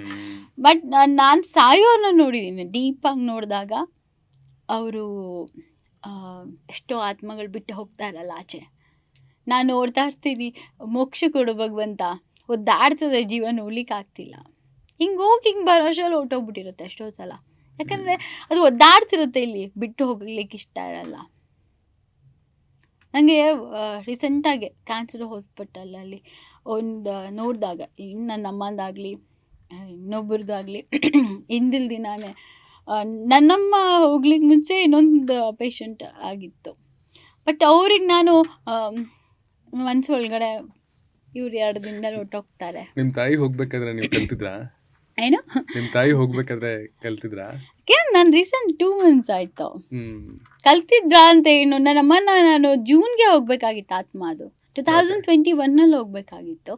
21 ಜೂನ್ಗೆ ಹೋಗ್ಬೇಕಾಗಿತ್ತು. ಜೂನಿಂದ ನಾನು ಅಕ್ಟೋಬರ್, ಅವತ್ತೊಂದು ದಿನ ಬೆಳಗ್ಗೆನೂ ನನ್ನ ಅಮ್ಮಂಗೆ ಹೇಳಿದ್ದೀನಿ, ಇವತ್ತು ತುಳಸಿ ಒಣಗಿದೆ ಬೆಳಗ್ಗೆನೆ, ಇವತ್ತು ಹುಷಾರು, ಆಚೆ ಹೋಗಬೇಡ. ರಾತ್ರಿ ಮಲ್ಕೊಂಡಿದ್ದಾರೆ, ಬೆಳಿಗ್ಗೆ ಸ್ಟ್ರೋಕ್ ಆಗಿದೆ, ಬ್ರೈನ್ ಸ್ಟ್ರೋಕ್. ಮಲಗಿದ ಅದಾದಮೇಲೆ 1 day ಫುಲ್ 24 hours ಮಲಗಿದ್ದಾರೆ. ಜೇಸಸ್ ಹಾಸ್ಪಿಟಲ್ಗೆ ತೊಗೊಂಡು ಹೋಗಿದ್ದಾರೆ. ಬ್ರೈನ್ ಸ್ಟ್ರೋಕ್ ಆಗಿದೆ, ನಿಮ್ಮಮ್ಮ ಎದ್ದೋಳಲ್ಲ ಇನ್ನೊಂದು 2 hours. ರಾತ್ರಿ ಎಲ್ಲ ಇಟ್ಕೊಂಡಿದ್ದಾರೆ. ನಾನು ಎನರ್ಜಿ ಸ್ಪೀಕ್ ಮಾಡಿದಾಗ ನನ್ನಮ್ಮನ ಉಸಿರು ಇನ್ನೂ ಇದೆ. ನನ್ನಮ್ಮ ಬೆಳಗ್ಗೆ ಎದ್ದೊಳ್ತಾಳೆ. ಒಂದೇ ಒಂದ್ಸಲ ಎದ್ಬಿಟ್ಟು ಮಾತಾಡ್ಬಿಟ್ಟು ನಿಂದೇನಿದೆ ವಿಷಸ್ ಹೇಳಿಬಿಟ್ಟು ನೀನು ಹೋಗ್ಬಿಡ್ಬೇಕು ನನಗೆ. ಯಾಕಂದರೆ ನಂಗೆ ಮಾತಾಡದೆ ಹೋಗ್ಬಿಟ್ಟಿತ್ತು ಅಮ್ಮ. ಬೆಳಗ್ಗೆ ನಾರ್ಮಲಾಗಿ ನಾವಿಬ್ಬರು ಕಾಫಿ ಕುಡಿಯೋ ಟೈಮ್ ಅದು 7 o'clock. ಮಮ್ಮಿ ಏನು ಮಗನೇ, ಶಾಕ್ ನನಗೆ. ಎಲ್ಲರೂ ಕುತ್ಕೊಂಡಿದ್ದಾರೆ. ಏನು ಮಗನೇ ಅಂದ ತಕ್ಷಣ ನನಗೆ ಕಣ್ಣಲ್ಲಿ ನೀರು. ಇಮ್ಮಿಡಿಯೇಟ್ ಭಾರತ್ ಕ್ಯಾನ್ಸರ್ ಹಾಸ್ಪಿಟಲ್ಗೆ ಎತ್ಕೊಂಡು ಹೋದೆ. ಸತ್ತು ಹೋಗಿದೆ ಆತ್ಮ ಅಂದಿತ್ತು ಅಮ್ಮಂದು. ರಾತ್ರಿ ಎಲ್ಲ ಏನಂದರೆ ಪವರ್ ಇದೆ, ಪಿಕ್ ಆಗ್ತಿಲ್ಲ ನನಗೆ. ಯಾಕಂದರೆ ನಾನು ಎಮೋಷ್ನಲ್ ಬ್ಲಾಕ್ಡ್. ಸುದರ್ಶನ ಚಕ್ರ ಹಾಕಿ ಏನು ಚಕ್ರ ಹಾಕ್ಲಿಕ್ಕೂ ಆಗ್ತಿಲ್ಲ, ಬರ್ತಾ ಇಲ್ಲ ವಿಷನ್ ನನಗೆ. ಬಟ್ ನನ್ನ ಇದರಲ್ಲಿ 7 ದಿನ ಅಮ್ಮನ ಕ್ಯಾರಿ ಮಾಡ್ಕೊಂಡು ಹೋದೆ. ತುಂಬ ಟ್ರೈ ಮಾಡಿದ್ದೀನಿ ಬದುಕಿಸ್ಕೊಳ್ಳಿಕ್ಕೆ. ತುಂಬ ಒದ್ದಾಡ್ತಾ ಇತ್ತು. ಆ ಶುಕ್ರವಾರ ಬೆಳಗ್ಗೆ ಬಂದೆ. ಎಲ್ಲ ಕ್ಲೈಂಟ್ಸ್ಗೂ ನಾನು ಗೊತ್ತಿತ್ತು ಇವತ್ತು ಹೊಟ್ಟೋಗುತ್ತೆ ಅಂತ ಬಂದೆ. ಎಲ್ಲ ಕ್ಲೈಂಟ್ಸಿಗೂ ಒಂದು ಸ್ಟೇಟಸ್ ಇಟ್ಟೆ, ಇವತ್ತು ಯಾರ್ಯಾರು ಪೇಮೆಂಟ್ ಮಾಡಿದ್ದಾರೆ. ಯಾಕಂದರೆ ನನಗೆ 15 days ಗೊತ್ತಿದೆ, ಸೂತ್ಕ ಇರುತ್ತೆ ಮನೇಲಿ. ಕರೆಕ್ಟ್ ಫ್ರೈಡೇ ನನ್ನ ಪೂಜಾ ಟೈಮ್ ಅದು. ಎವ್ರಿ ಫ್ರೈಡೇ ನಾನು ಡೈಲಿ ಕುತ್ಕೊಳ್ಳೋ ಟೈಮೇ. ಕರೆಕ್ಟ್ 6:15 ನಾನು ಹೋಗೋವರೆಗೂ ನನ್ನಮ್ಮ ಕೂತ್ಕೊಂಡಿತ್ತು, ಬಾಯಿ ಕಣ್ಣು ಬಿಟ್ಕೊಂಡು.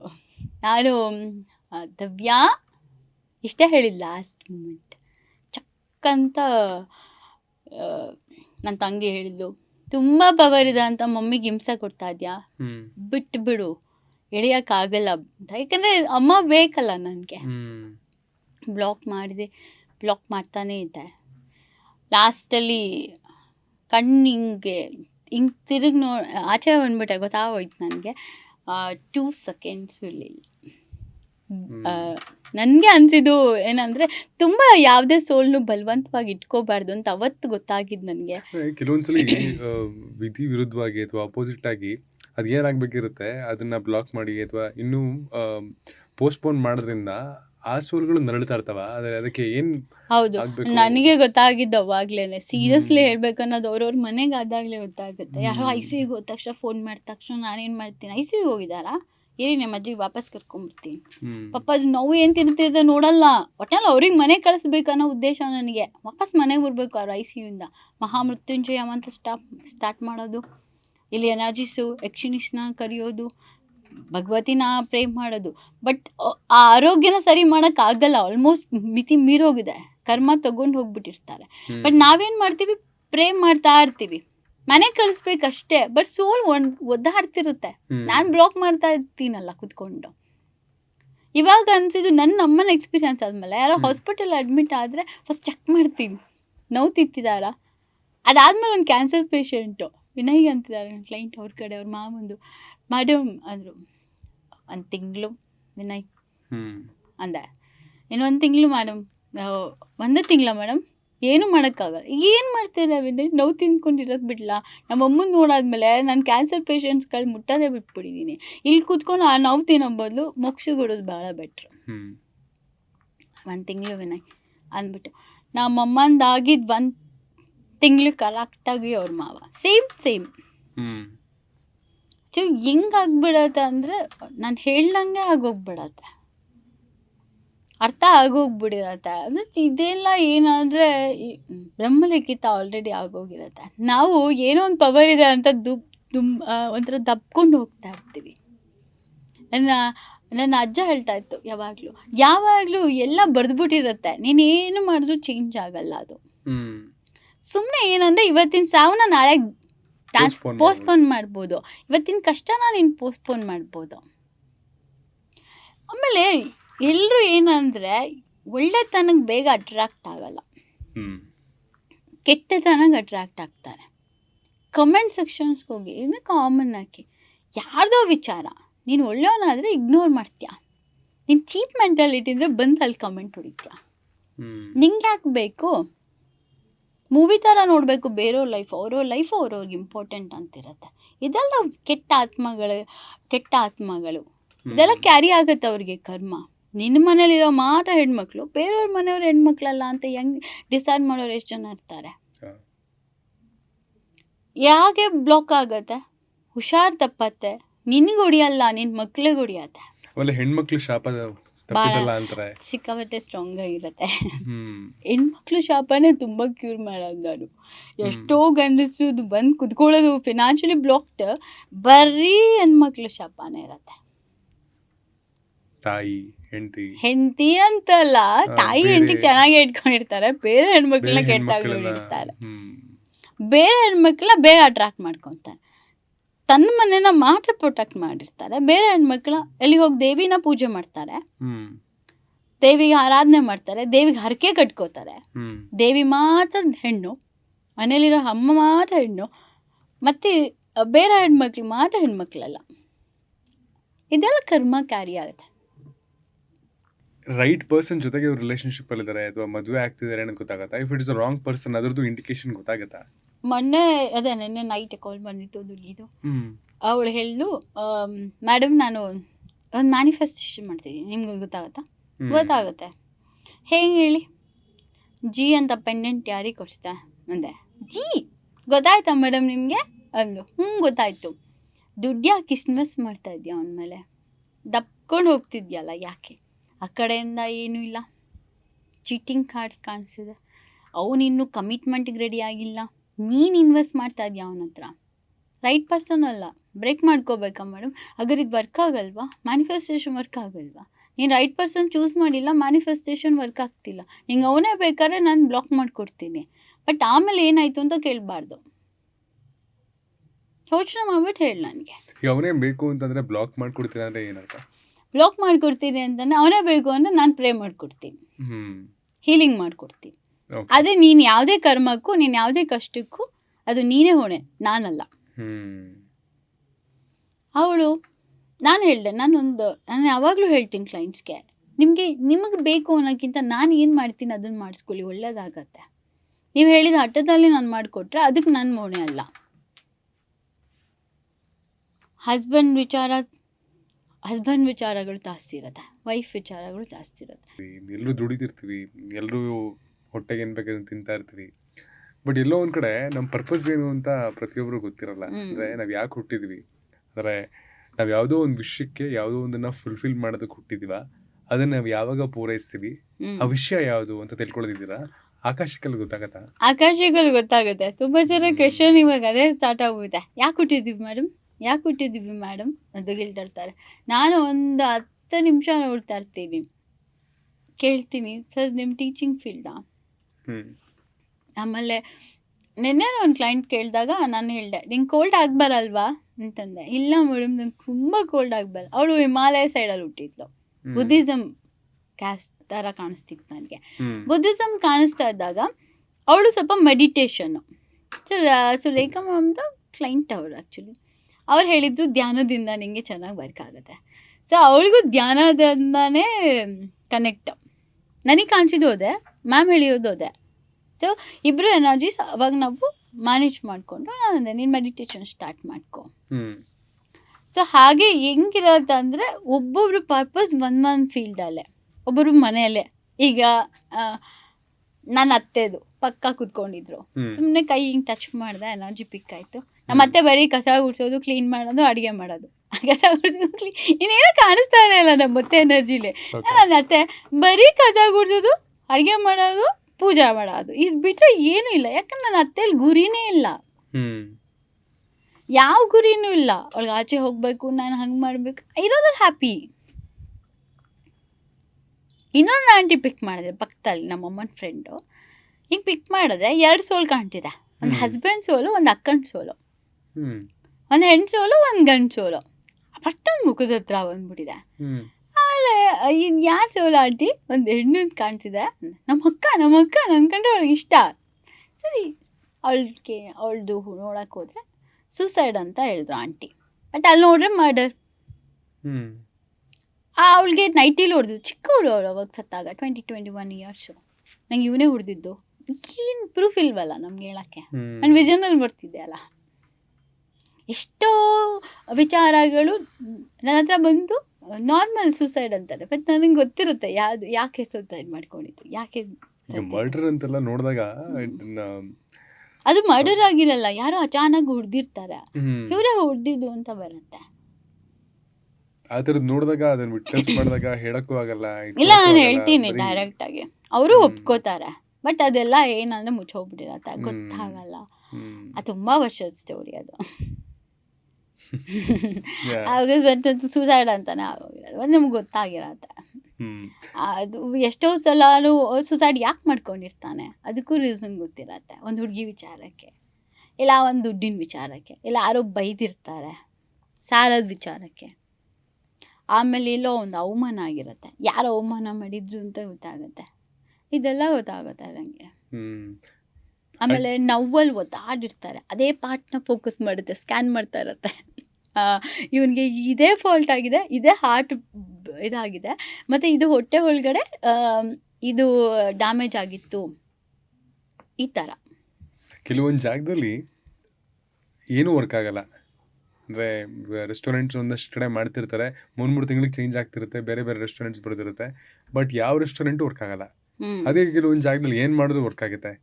ಅದಕ್ಕೆ ಜನಾಕರ್ಷಣೆ ಅಂತ ಹೇಳ್ತೀವಿ. ಜನಾಕರ್ಷಣೆ ಮಾಡ್ಕೊಳ್ಳೇಬೇಕು. ಜನಾಕರ್ಷಣೆ ಮಾಡಿಕೊಂಡ್ರೆ ಬೇಗ ವರ್ಕ್ ಆಗುತ್ತೆ ಅವೆಲ್ಲ. ಏನು ಅಂದರೆ ಆ ಜಾಗದಲ್ಲಿ ಏನಾದ್ರು ನೆಗೆಟಿವ್ ಆರಾ ಅಥವಾ ನೆಗೆಟಿವ್ ಎನರ್ಜಿ ವೈಬ್ಸ್ ಅದು. ವೈಬ್ಸ್ ಇದೆ ಅಂತ. ನೆಗೆಟಿವ್ ಎನರ್ಜೀಸ್ ಎಲ್ಲ ಹೆಂಗೆ ಗೊತ್ತಾ, ದೇವಸ್ಥಾನಕ್ಕೆ ನೀವು ಹೋಗ್ತಿರಲ್ಲ, ದೇವಸ್ಥಾನದಲ್ಲಿ ವೈಬ್ಸ್ ಇದೆ ಅನ್ನೋಕ್ಕಿಂತ ದೇವಸ್ಥಾನದಲ್ಲಿ ನೀವು ಜಾಗ ಇರುತ್ತಲ್ಲ ಅದು ವೈಬ್ಸು.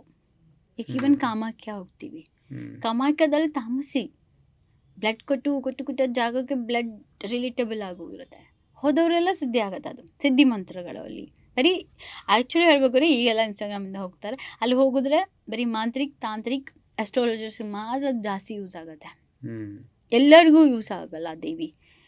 ಮಾಂತ್ರಿಕಗಳಿಗೆ ಮಾತ್ರ ಅದು ಕಾಮಾಖ್ಯ ವರ್ಕ್ ಆಗೋದು, ಅಘೋರಿಗಳಿಗೆ, ಯಾಕಂದರೆ ಅದು ತಾಮಸಿ ಜಾಗ. ವಾಮಾಚಾರ ಮಾರ್ಗ ಅಂತ 3 ಮಾರ್ಗದಲ್ಲಿರುತ್ತೆ.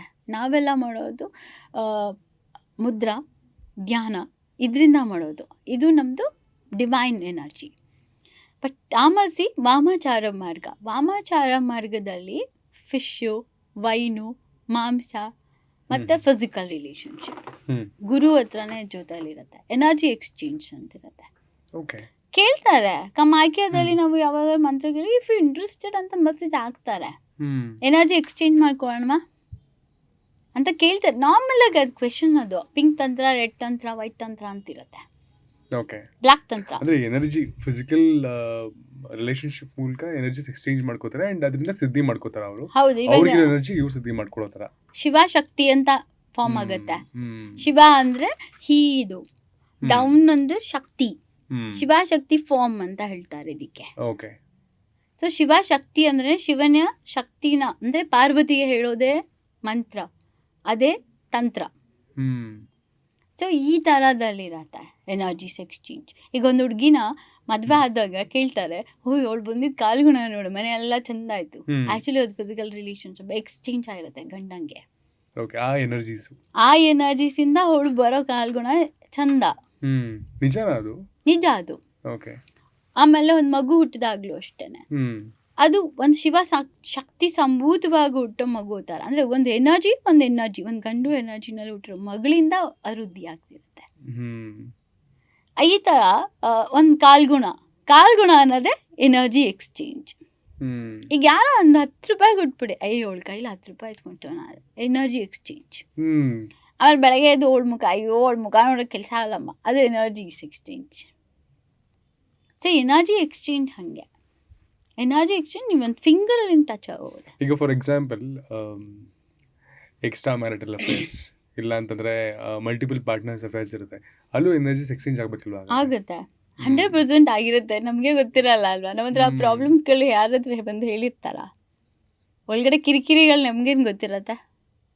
ಬಟ್ ಆ ಥರದ್ರಲ್ಲಿ ಫಾರ್ ಎಕ್ಸಾಂಪಲ್ ಆ ಪಾರ್ಟ್ನರ್ಸಲ್ಲಿ ಪಾಸಿಟಿವ್ ಎನರ್ಜಿ ಇತ್ತು ಅಂದರೆ ಪಾಸಿಟಿವ್ ಆಗಿರುತ್ತೆ, 100% ಪಾಸಿಟಿವ್ ಇರುತ್ತೆ. ಅವಳು ಏನೋ ದೈವಿಕ ಶಕ್ತಿ ಇತ್ತು ಅಂದರೆ ಪಾಸಿಟಿವ್ ಇರುತ್ತೆ. ಸ್ಮೆಲ್ ಹೋಗುತ್ತೆ ಒಬ್ಬೊಬ್ಬರಿಗೆ, ತಾಂತ್ರಿಕ್ಸ್ಗಳಿಗೆ ಇಂಥದ್ದೆಲ್ಲ ಭಾಳ ಸ್ಮೆಲ್ ಹೋಗುತ್ತೆ. ಈ ದೈವಿಕ ಶಕ್ತಿ ಹೆಣ್ಮಕ್ಳು ಭಾಳ ಬೇಗ, ಈಗ ನೋಡಿ ಪೀರಿಯಡ್ಸ್ ಆದಾಗ ಆಚೆ ಹೋಗ್ಬೇಡ, ಯಾಕಂದ್ರೆ ತಾಂತ್ರಿಕ್ ಅದು ಪೀರಿಯಡ್ಸು ಸ್ಮೆಲ್. ಅದು ಆ ಹೆಣ್ಣು ಏನಾದರೂ ಅವತ್ತಿನ ದಿನ ತಾಂತ್ರಿಕಕ್ಕೆ ಸಿಕ್ಕಿದ್ರೆ ಅದೊಂದು ಬ್ಲಡ್ಡಲ್ಲಿ ಏನಾದರೂ ಎನರ್ಜೀಸ್ ಎಕ್ಸ್ಚೇಂಜ್ ಆಗುತ್ತೆ, ಆ ಶಕ್ತಿ ಇರುತ್ತೆ.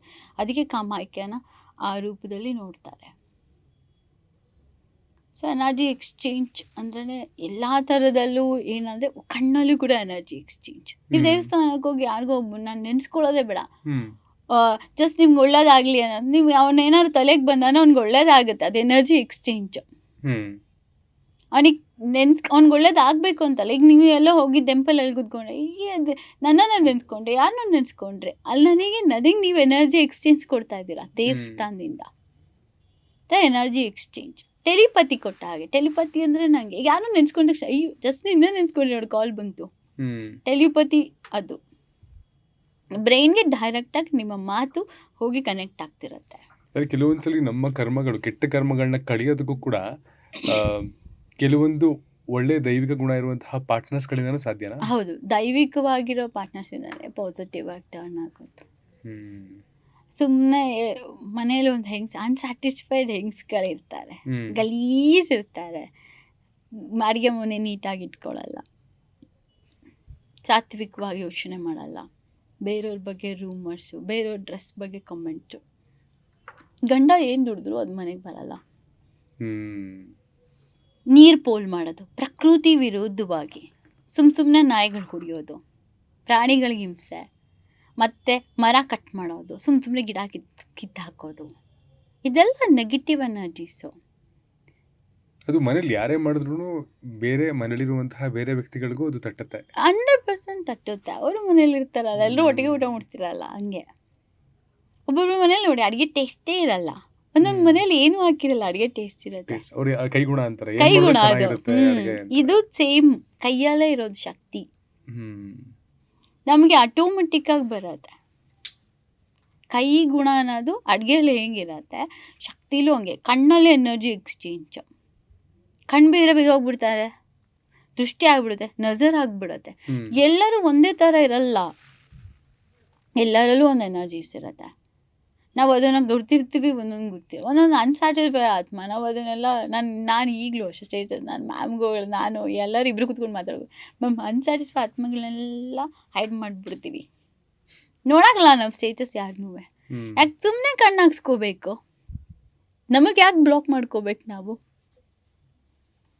ಆಮೇಲೆ ನಾವು ಯಾವಾಗಲೂ ಬೇರೆಯವರು ಪಕ್ಕದಲ್ಲಿ 10 ಜನ ಕೂತಿರಲಿ, ಅವನು ಎಂಥ ದುಡ್ಡು ಮಾಡಿರಲಿ, ಅದನ್ನು ಯೋಚನೆ ಮಾಡಬಾರ್ದು. ನಿನ್ನ ಗುರಿ ಏನಿದೆ ಅದನ್ನು ನೀನು ತಲುಪಬೇಕು. ನೋಡಿದ ತಕ್ಷಣ ಈ ಮನೇಲಿ ಒಂದು ನೆಗೆಟಿವ್ ವೈಬ್ಸ್ ಇದೆ ಅಂತ ಅನ್ಸೋದಕ್ಕೆ ಒಂದು 3 ವಿಷಯಗಳನ್ನ ಹೇಳಿ. ಅದೇ ಥರ ಒಂದು ಈ ಮನೆ ಸಿಕ್ಕಾಬಿಟ್ಟೆ ವೃದ್ಧಿ ಆಗುತ್ತೆ, ಈ ಮನೆ ತುಂಬ ಚೆನ್ನಾಗಿದೆ ಅಂತ ಅನ್ಸೋ ಫೀಲ್ ಬರುತ್ತೆ ಅಂದರೆ ಅದು ಒಂದು 3 ವಿಷಯಗಳು ಇದರಿಂದ ಅನಿಸ್ತದೆ ಅಂದರೆ ಏನು? ರೀಸೆಂಟಾಗಿ ಯಾವುದೋ ಒಂದು ಮನೆ ವಿಸಿಟ್ ಮಾಡಿದ್ವಿ, ಹೆಸರು ಬೇಡ, ಒಂದು ಆಫೀಸರ್ ಮನೆ. ನಾನು ಅವ್ರ ಮನೆಗೆ ಹೋಗಿದೆ, ಏನಕ್ಕೂ ಕೆಲಸ ಆಯಿತು, ನಮ್ಮದೇ ಪರ್ಸ್ನಲ್ ವಿಷಯ. ನಾನು ಹೇಳಿದೆ ನನ್ನ ತಂಗಿಗೆ, ಇಲ್ಲೇನೋ ವೈಬ್ಸ್ ಸರಿ ಇಲ್ಲ. ಅವಳು ಹೇಳಿದ್ರು ಎಲ್ಲ ಸರಿ ಇದೆ, ಅವ್ರ ಆಫೀಸರು, ಏನೂ ಮಾತಾಡಬೇಡ. ಹಾಗೆ ರೀಸೆಂಟಾಗಿ ಗೊತ್ತಾಗಿದೆ ಅವರು ಇದರಲ್ಲಿ ಇಲ್ಲ, ಏನಂತ ಜಾಬಲ್ಲಿ ಇಲ್ಲ. ಹಾಗೆ ಎಷ್ಟೊಂದು ವಿಚಾರಗಳು ನಮ್ಗೆ ಗೊತ್ತಾರತ್ತೆ. ಬಟ್ ನಮಗೆ ನೋಡಿದಾಗ ಏನನ್ಸುತ್ತೆ, ಇಲ್ಲೇನೋ ಚೆನ್ನಾಗಿದೆ, ಇಷ್ಟು ದೊಡ್ಡ ಮನೆ, ಏನೋ ತುಂಬ ಚೆನ್ನಾಗಿರ್ಬೇಕು ಇವರು ಅಂತ. ಪ್ರಾಬ್ಲಮ್ಗಳೆಲ್ಲ ನಮಗೆ ಬೇಗ ಕನೆಕ್ಟ್ ಆಗುತ್ತೆ. ಒಂದೊಂದು ಜಾಗದಲ್ಲಿ ಕುತ್ಕೊಳ್ಳಲ್ಲ. ಹೆಂಗೆ ಅಂದರೆ ನಂಗೆ ಆಲ್ರೆಡಿ ಎಲ್ಲ ಕಡೆ ಬ್ಲಿಂಕ್ ಸ್ಟಾರ್ಟ್ ಆಗೋಗುತ್ತೆ. ಈವನ್ ಒಂದು ಲೈಟ್ ಸ್ಟಾರ್ಟ್ ಆಗುತ್ತೆ, ಸ್ಟಾರ್ ಥರ ಲೈಟ್ ಸ್ಟಾರ್ಟ್ ಆಗ್ತಿದ್ದಾಗ ನಂಗೆ ಅರ್ಥ ಆಗುತ್ತೆ, ಓ ಇಲ್ಲೇನೂ ಇದೆ, ಪಟ್ಟಂತ ಎದ್ಬಿಡ ನಾವು. ನಾನು ಅದಕ್ಕೆ ಯಾರ ಮನೆಗೂ ಹೋಗೋದು ಇಲ್ಲ. ಎಷ್ಟೋ ಜನ ಕ್ಲೈಂಟ್ ಯಾಕೆ ಬರಲ್ಲ ಇವಳು ಅಂತಾರೆ. ನನಗೆ ಅಹಂ ಅನ್ನೋದಿಲ್ಲ. ಬಟ್ ನಾನು ಹೋಗಿದ್ದ ಜಾಗದಲ್ಲಿ ಪಾಸಿಟಿವ್ ಇದೆಯಾ, ನೆಗೆಟಿವ್ ಇದೆಯಾ, ಅದೆಲ್ಲ ನಾನು ಅಲ್ಲಿ ಹೋಗಿ ಅಲ್ಲಿ ಕೂತ್ಕೊಂಡು ನನಗೆ ಯಾಕೆ ಎನರ್ಜಿ ಡ್ರೈನ್ ಮಾಡ್ಕೋಬೇಕು.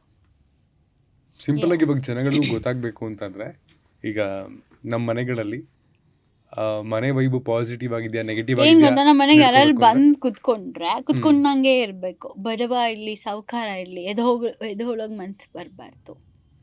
ಕೂರಿಸ್ಬೇಕು ಆ ಜಾಗ.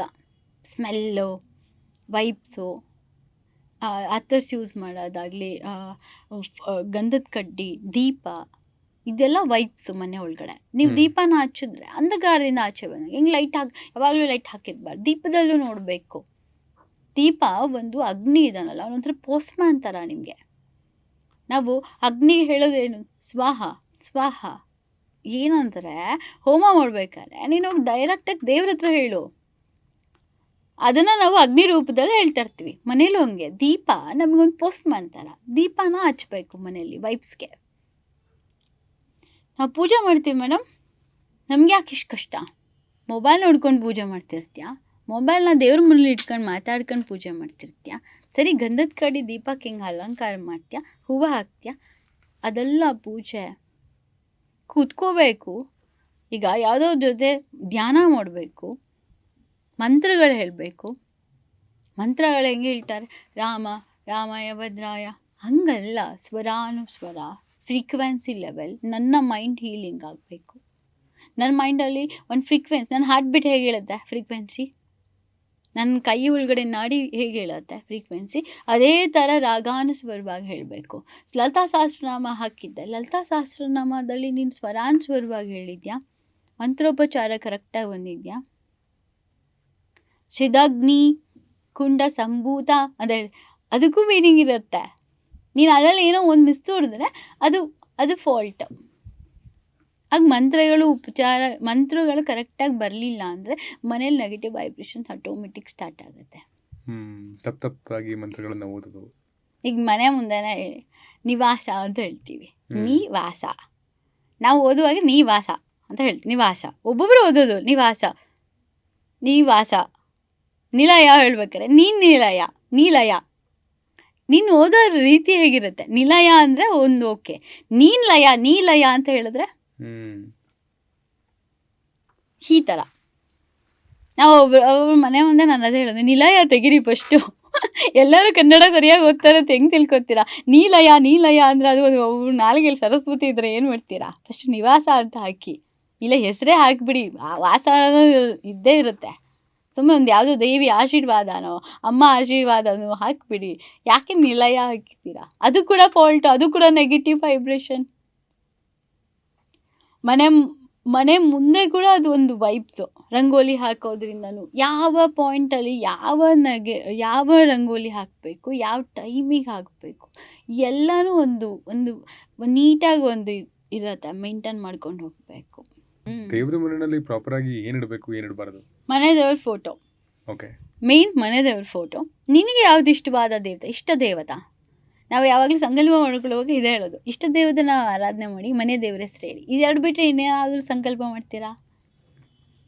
ಮನೇಲಿ ನೋಡಿದ್ರೆ ದೇವ್ರ ಮನೆ ತುಂಬಾ ಫೋಟೋಗಳಿರುತ್ತೆ, ಕೆಲವ್ರ ಮನೇಲಿ ಒಂದೇ ಫೋಟೋ ಇರುತ್ತೆ. ಹೌದು, ಇದೆರಡಕ್ಕೂ ಡಿಫ್ರೆನ್ಸ್ ಏನು? ತುಂಬ ಫೋಟೋಸ್ ತೊಗೊಂಬಂದ್ರೆ ಒಂಥರ ಏನು ಹೇಳ್ತಾರೆ, ಒಂಥರ ಹಾಟ್ಸ್ಪಾಟ್ ಇದ್ದಂಗೆ ಎಲ್ಲಿ ಬೇಕಾದ್ರೂ ಸಿಗ್ತಾ ಇರುತ್ತಲ್ಲ, ಹಂಗೆ ಯೂಸ್ ಮಾಡ್ಕೋತಾರೆ ಅದನ್ನು. ಬಟ್ ಅವೆಲ್ಲ ವರ್ಕ್ ಆಗಲ್ಲ. ಫೋಟೋದಿಂದ ದೇವ್ರು ಬರುತ್ತೆ ಅಂದರೆ ಎಷ್ಟೊಂದು ಕೆಲಸಗಳಾಗೋಗ್ಬೋದು. ಆ್ಯಂಡ್ ಕೆಲವರು ಇಟ್ಕೊಂಡಿದ್ದೀವಲ್ಲ ಅಂತ ಎಸಿಬಾರ್ದು ಅಂತ ಇಟ್ಕೊಂಡಿರ್ತಾರೆ, ಅದಕ್ಕೊಂದು ರೀಸನ್ ಇರಲ್ಲ. ಈ ಕ್ಯಾಲೆಂಡರ್ಗಳಲ್ಲಿರೋ ದೇವ್ರುಗಳನ್ನು ಹಾಗೆ ಇಟ್ಕೊಂಡಿರ್ತಾರೆ, ಎಸಿಬಾರ್ದು ದೇವರು ಅಂತ ಅಂದ್ಕೊಂಡಿರ್ತಾರೆ. ಆ್ಯಂಡ್ ಇನ್ನೆಲ್ಲೋ ಪ್ರಸಾದ ತೊಗೊಂಬಂದಿರ್ತಾರೆ, ಅದು ಎಕ್ಸ್ಪೈರಿ ಆಗೋಗ್ಬಿಟ್ಟಿರುತ್ತೆ, ಅದನ್ನು ದೇವ್ರ ಮನೇಲಿ ಇಟ್ಟಿರ್ತಾರೆ. ಅದು ಆ್ಯಕ್ಚುಲಿ ಇನ್ನೂ ಅದನ್ನು ಏನಂತಾರೆ, ಆ ಕ್ಲೀನಾಗಿರೋ ವಾತಾವರಣನ ಇನ್ನೂ ಕೆಡಿಸ್ದಂಗೆ ಆಗಲ್ವಾ? ದೇವಸ್ಥಾನಕ್ಕೆ ಹೋಗ್ತಾರೆ, ಇಷ್ಟು ಉಪ್ಪು ತಗೋತಾರೆ, ಸುರಿತಾರೆ, ಆಯಿತಾ, ನೈವೇದ್ಯ ಮಾಡ್ತಾರೆ, ಅದಕ್ಕೊಂದು ಪ್ಲೇಟ್ ಇಲ್ಲ, ಅದಕ್ಕೊಂದು ನೀಟ್ ಇಲ್ಲ. ಅದನ್ನು ನೈವೇದ್ಯ ಮಾಡಿದ್ದು ದೇವ್ರು ತಿಂದಿದ್ಯಾ? ನೀನು ನೋಡಿದ್ಯಾ? ಇಲ್ಲಲ್ಲ. ನಾನು ನಂಬಿಕೆನ ನಂಬ್ತೀನಿ, ಮೂಢನಂಬಿಕೆಗಳನ್ನ ನಂಬಲ್ಲ. ನಿನ್ನ ಒಳಗಡೆ ಆತ್ಮ ಶುದ್ಧವಾಗಿದ್ದರೆ ದೇವ್ರಿಗೆ ನೀನು ಕಲ್ಲು ಕೊಟ್ಟರು ಪ್ರಸಾದಾನೆ. ನಿನ್ನ ಮನೆ ದೇವ್ರ ಮನೇಲೂ ಹಾಗೇನೆ ಸ್ವಚ್ಛವಾಗಿ ಇಟ್ಕೋಬೇಕು. ನೀಟಾಗಿ ಒಂದೇ ಒಂದು ದೇವ್ರು ಇಟ್ಕೋ, ಭಕ್ತಿಯಿಂದ ಪೂಜೆ ಮಾಡಿ. 21 ಡೇಸ್ ಇಲ್ಲ, 41 ಡೇಸ್ ಇಲ್ಲ, 48 ಡೇಸ್ಗಾರು ಕನೆಕ್ಟ್ ಆಗುತ್ತೆ. ಆ್ಯಂಡ್ ಯೂಶಲಿ ವಿಗ್ರಹಗಳು ಇಟ್ಕೊಳ್ಳೋದು ಮತ್ತು ಫೋಟೋಗಳು ಇಟ್ಕೊಳ್ಳೋದಕ್ಕೂ ಡಿಫ್ರೆನ್ಸ್ ಇದೆಯಾ? ವಿಗ್ರಹಗಳಿಗೆ ಪ್ರಾಣ ಪ್ರತಿಷ್ಠಾಪನೆ ಇಲ್ಲ, ಯಾವ ದೇವರು ವರ್ಕ್ ಆಗಲ್ಲ. ಸುಮ್ಮನೆ ಕಲ್ಲಿಟ್ಕೊಂಡು ಪೂಜೆ ಮಾಡ್ದಂಗಿರುತ್ತೆ. ಕಲ್ಲಿಗೂ ಒಂದು ಪ್ರಾಣ ಪ್ರತಿಷ್ಠಾಪನೆ ಬೇಕು. ಹೇಗೆ ಪ್ರಾಣ ಪ್ರತಿಷ್ಠಾಪನೆ ಮಾಡೋದು? ಅದು ನಾವು ಎನರ್ಜೀಸ್ ಎಕ್ಸ್ಚೇಂಜ್ ಮಾಡ್ತಾ ಇರ್ತೀವಿ. ಈಗ ನಮ್ಮ ಮನೆಯಲ್ಲಿರೋ ದೇವರಿಗೆಲ್ಲ ನಾವು ಎನರ್ಜೀಸ್ ಹಾಕಿರ್ತೀವಿ. ಸೊ ನಾವು ಏನೇ ಮಾಡಿದ್ರು ಅದು ನಮಗೆ ಆನ್ಸರ್ ಮಾಡಬೇಕು. ಶೇಕ್ ಆಗಬೇಕು, ಇಲ್ಲ ನಿಂತ್ಕೊಬೇಕು, ಕೈಯಲ್ಲಿ ಮಲಗಿದ್ದು ಎದ್ಬಿಡ್ಬೇಕು. ಈ ಥರ ಪ್ರಾಣ ಪ್ರತಿಷ್ಠಾಪನೆ ಪ್ರತಿಯೊಂದು ದೇವಸ್ಥಾನದಲ್ಲೂ ಇರುತ್ತೆ. ಮಂತ್ರಸಿದ್ಧಿ ಮಾಡಿ ಅದಕ್ಕೆ ಯಂತ್ರ ಹಾಕಿ, ಯಂತ್ರದಿಂದನೇ ಕೂಡ್ಸೋದೆ, ಲಾಕ್ ಮಾಡೋದೆ ದೇವಿನ ಯಂತ್ರದಿಂದ, ಮಂತ್ರದಿಂದ. ಬಟ್ ಈಗ ಮತ್ತೆ ಮನೆಗಳಲ್ಲಿ ದೇವ್ರ ಮನೆಯಲ್ಲಿ ಪೂಜೆ ಮಾಡೋದು ಆ ಥರದ್ದು ಏನೂ ಮಾಡದೆ ಸುಮ್ಮನೆ ಒಂದು ವಿಗ್ರಹ ಇಟ್ಟು ಇಲ್ಲ ಯಾವುದೋ ಒಂದು ಫೋಟೋ ಇಟ್ಟು ಮಾಡ್ತಿರ್ತಾರಲ್ಲ, ಯಂತ್ರಗಳು ತೊಗೊಂಡು ಹೋಗಿ ಇಟ್ಟಿರ್ತಾರೆ ಒಬ್ಬೊಬ್ಬರು ಮನೆಯಲ್ಲಿ. ಯಂತ್ರನ ಸಿದ್ಧಿ ಮಾಡ್ಕೊಂಡಿರೋ ಗುರುಗಳಿಂದ ತೊಗೊಂಡೋದಾಗ ಸ್ವಲ್ಪ ಎನರ್ಜೀಸ್ ಎಕ್ಸ್ಚೇಂಜ್ ಆಗಿರುತ್ತೆ. ಬಟ್ ಅವ್ರು ತಂದಿರೋ ಫೋಟೋಯಿಂದ ಎಕ್ಸ್ಚೇಂಜ್ ಆಗಿರಲ್ಲ. ಕಂಪ್ಯಾರಿಟಿವ್ಲಿ ಈಗ ಯಾರು ಇಡಬೇಕು ಅಂತ ಅನ್ಕೊಳ್ಳೋರು, ಈಗ ಒಂದು ಹೊಸ ಮನೆ ಅನ್ನೋದು ಅವ್ರು ದೇವ್ರ ಮನೆ ನೀಟಾಗಿ ಇಡಬೇಕು ಅನ್ಕೊಳ್ಳೋರು, ಫೋಟೋ ಇಟ್ಕೊಳ್ಳೋದು ಒಳ್ಳೇದಾ ವಿಗ್ರಹ ಇಟ್ಕೊಳ್ಳೋದು ಒಳ್ಳೇದಾ? ಫೋಟೋ ಇಟ್ಕೊಳ್ಳೋದು ಒಳ್ಳೇದು. ಅವ್ರವ್ರ ಮನಸ್ಥಿತಿಗಳು ನಾವು ಡಿಸೈಡ್ ಮಾಡೋಕ್ಕಾಗಲ್ಲ. ಒಬ್ಬೊಬ್ಬರಿಗೆ ಅವ್ರವ್ರ ಪರ್ಸ್ನಲ್ ಇರತ್ತೆ. ನೀನು ಹೀಗೆ ಬದುಕು ಅಂತ ಹೇಳಲಿಕ್ಕೆ ನನಗೂ ಇಷ್ಟ ಇಲ್ಲ. ಅವ್ರು ಏನು ಇಟ್ಕೊಂಡಿರ್ತಾರೆ ಅದನ್ನು ಶ್ರದ್ಧೆಯಿಂದ ಮಾಡಿ ಅನ್ನೋದಷ್ಟೇ ಅಲ್ವಾ. ಅಂಡ್ ತುಂಬಾ ಜನ ಕೇಳ್ತಾರ ನಿಮ್ಮನ್ನ, ಆಕಾಶಕ್ಕಲ್ಲಿ ನೋಡಿ ನಾವು ಹಿಂದಿನ ಜನ್ಮದಲ್ಲಿ ಹೇಗೆ ಸತ್ತಿದ್ವಿ ಅಂಡ್ ಈ ಜನ್ಮದಲ್ಲಿ ಯಾವಾಗ ಸಾಯ್ತೀನಿ, and ಈ ಜನ್ಮದಲ್ಲಿ ಎಷ್ಟು ವರ್ಷ ನನಗೆ ಆಯಸ್ಸಿದೆ ಕೇಳ್ತಾರೆ. ಅದೆಲ್ಲ ನೋಡ್ಬೇಕಾದ್ರೆ ಕನೆಕ್ಟ್ ಮಾಡಿಬಿಡ್ತೀನಿ, ನೀವೇ ನೋಡ್ಕೊಂಡು ಬನ್ನಿ. ಯಾಕಂದರೆ ನಾನು ಅವೆಲ್ಲ ಅಷ್ಟೆಲ್ಲ ಸೀನ್ ತಗೊಂಡು ಅಷ್ಟು ದೂರ ಎಲ್ಲ ಹೋಗಲ್ಲ. ನನ್ನ ಮೇನ್ ಏನಿದೆ, ನನಗೆ ಇನ್ನೊಂದು ಕಾಲ್ ವೆಯ್ಟ್ ಮಾಡ್ತಾ ಇರ್ತಾರೆ, ಇನ್ನೊಂದು ಕಾಲ್ ವೆಯ್ಟ್. ನನಗೇನು ಗೊತ್ತಾ, ಯಾರು ಕ್ಲೈಂಟ್ ಬಂದರೆ ಫಸ್ಟು ಕೇಳ್ತೀನಿ, ನಾನು ಕ್ವೆಶನ್ಸ್ ಬಂದು ಕೇಳ್ತೀನಿ, ಏನು ಬೇಕು ಫಸ್ಟು. ರೀಸೆಂಟಾಗಿ ಪ್ರೆಗ್ನೆನ್ಸಿ ಕನ್ಫರ್ಮ್ ಆಗುತ್ತೆ, ಬಿಫೋರ್ ಕೆರಿಯರು ನೋಡ್ಕೊಳ್ಳಿ ಅಂದೆ ಫಾರಿನ್ ಕ್ಲೈಂಟು. ನಾನು ಹೇಳಿದೆ, ಇಲ್ಲ ದವ್ಯ ನೋಡ್ಕೊಂಡಿಲ್ಲ, ಪ್ರೆಗ್ನೆನ್ಸಿ ಕನ್ಫರ್ಮ್ ಆಗಿದೆ, ಈ ಕೆರಿಯರ್ ಬ್ಲಾಕ್ ಓಪನ್ ಮಾಡಬೇಕು. ನಾನು ಮಗು ಇಟ್ಕೋಬೇಕಾ ಇಟ್ಕೋಬಾರ್ದಾ ಹೇಳಲಿಕ್ಕೆ ನಾನು ರೆಡಿ ಇಲ್ಲ. ಅವ್ರು ಕೇಳ್ತಾ ಇದ್ರು, ನಾನು ಹೇಳಿಲ್ಲ. ಯಾಕಂದರೆ ಇದೆಲ್ಲ ಕಾರ್ಮಿಕ್, ನಾನು ತಗೊಳ್ಳಲ್ಲ. ನಾನು ಮುಂಚೆ ಹೇಳಿದ್ದೆ ನಿಮಗೆ, ನಾನು ಕಾಲ್ ಪಿಕ್ ಮಾಡಿಲ್ಲ ಅವ್ರದ್ದು. ಯಾಕೆ ಅವರು ತುಂಬ ಕಾಲ್ ಮಾಡಿದರು, ನಾನು ಹೇಳೇ ನಾನು ಪಿಕ್ ಮಾಡಲ್ಲ. ಯಾಕೆ ಅಂದರೆ ಅದು ಕಾರ್ಮಿಕ್, ಆ ಸೋಲ್ನ ನಾನು ಬೇಡ ಅನ್ನೋಕ್ಕಾಗಲ್ಲ. ಬರ್ತೀನಿ ಅನ್ನೋದು ಬರ್ತೆ ಅಂತ ಹೇಳಿದ್ದು, ನೀನು ಕೇರ್ಫುಲ್ ಆಗಿರಬೇಕಾಗಿತ್ತು. ಈಗ ಏನಾಗಿದೆ, ಕೆರಿಯರ್ ಬ್ಲಾಕ್ ಓಪನ್ ಮಾಡಿದೆ, ಮೊನ್ನೆ ರೀಸೆಂಟಾಗಿ ಓಪನ್ ಮಾಡ್ತಾಯಿದ್ದೀನಿ. ಓಪನ್ ಮಾಡ್ತಾಯಿದ್ದೀನಿ ಯಾಕಂದರೆ ಈಗ ಮಗು ಜೊತೆ ಅದನ್ನು ಕೂಡ ಕ್ಯಾರಿ ಮಾಡ್ಕೊಂಡು ಹೋಗ್ಬೇಕಾಗಿತ್ತು. ಬಿಫೋರೇ ಮಾಡ್ಕೋಬೇಕಾಗಿತ್ತು ಇವ್ರು ಇದನ್ನು. ಅವತ್ತು ಇಗ್ನೋರ್ ಮಾಡಿದ್ರು, ಇವಳು ಹೇಳಿದ ತಕ್ಷಣ ಆಗೋಗುತ್ತಾ ಅನ್ನೋ ಲೆವೆಲ್ಗೆ ಹೋಗಿತ್ತು ಮೈಂಡ್ ಸೆಟ್. ಅದಾದಮೇಲೆ ಎಕ್ಸ್ಪೀರಿಯನ್ಸ್ ಆದಮೇಲೆ ಬರ್ತಾರೆ. ಈಗ ಮನೇಲಿ ಯಾರಿಗಾರು ಒಬ್ರಿಗೆ ಶಾಪ ಇರುತ್ತೆ ಆನ್ಸಿಸ್ಟರ್ಸ್ಗೆ ಅಂತಂದರೆ, ಅದು ಮಕ್ಕಳಿಗೆ ಮೊಮ್ಮಕ್ಕಳಿಗೆಲ್ಲ ತಟ್ಟುತ್ತೆ ಅಂತ ಹೇಳ್ತೀವಿ. ಹಳೆ ಕಾಲದಲ್ಲೆಲ್ಲ ಮಾತಾಡ್ತಿರು, ಶಾಪ ಮಕ್ಕಳಿಗೆ ಮೊಮ್ಮಕ್ಕಳಿಗೆ ತಟ್ಟುತ್ತೆ. ಕ್ಯಾನ್ಸರ್ಸ್ ಎಲ್ಲ ನಿಮಗೆ ಕ್ಯಾನ್ಸರ್ ಬಂದ ತಕ್ಷಣ ಗೆಡ್ಡೆ ತೊಗೊಂಡೋಗಿ ಬೊಂಬೆ ಕಳಿಸ್ತಾರೆ. ಯಾಕೆ ಕಳಿಸ್ತಾರೆ? ನಿಮ್ಮ ಪೂರ್ವಜರದಿತ್ತ ಎಷ್ಟನೇ ಜನ್ರೇಷನ್ದಿದು ಅಂತ. ಆಕಾಶಿಕಲ್ಲಿ ಸೇಮ್ ಹಂಗೆ ನಿಮ್ಮದು ಒಂದು ಗೆಡ್ಡೆ ಇದು ಕ್ಯಾನ್ಸರ್ ಬಂದಿರುತ್ತೆ, ಒಂದು ಗೆಡ್ಡೆ ತೊಗೊಂಡು ಅದನ್ನು ತೊಗೊಂಡು ಯಾರಿಗೆ ಭಾಗ ಕ್ಯಾರಿ ಆಗಿದೆ, 4 ಜನ್ರೇಷನ್ ಇರುತ್ತೆ, 5th ಜನ್ರೇಷನ್ ಇರುತ್ತೆ. ಅವ್ರು ಬದುಕಿದ್ದಾಗಲೇ ಇದಕ್ಕೆ ಮೋಕ್ಷ ಕೊಡಬೇಕು. ಈ ಕ್ಯಾನ್ಸರ್ಗೆ 1008 ಲಿಂಗಗಳನ್ನ ಮದಿ ಹತ್ರ ಮಾಡಿಬಿಟ್ಟು ಅದನ್ನು ಈ ಜನ್ಮದಲ್ಲಿ ಇವರೇ ತೊಗೊಂಡು ಹೋಗಬೇಕಿದು ಕ್ಯಾನ್ಸರು, ನೆಕ್ಸ್ಟ್ ಜನ್ರೇಷನ್ಗೆ ಕ್ಯಾರಿ ಆಗಬಾರ್ದು. ಸೊ 1008 ಲಿಂಗನ ನೀವು ಪೂಜೆ ಮಾಡಿಬಿಟ್ಟು ಮಹಾಮೃತ್ಯುಂಜಯ ಮಂತ್ರ ಹೇಳಿ ಅದು ಹೋಮ ಮಾಡಿಸಿ ನದಿ ಒಳಗಡೆ ಬಿಡಬೇಕು.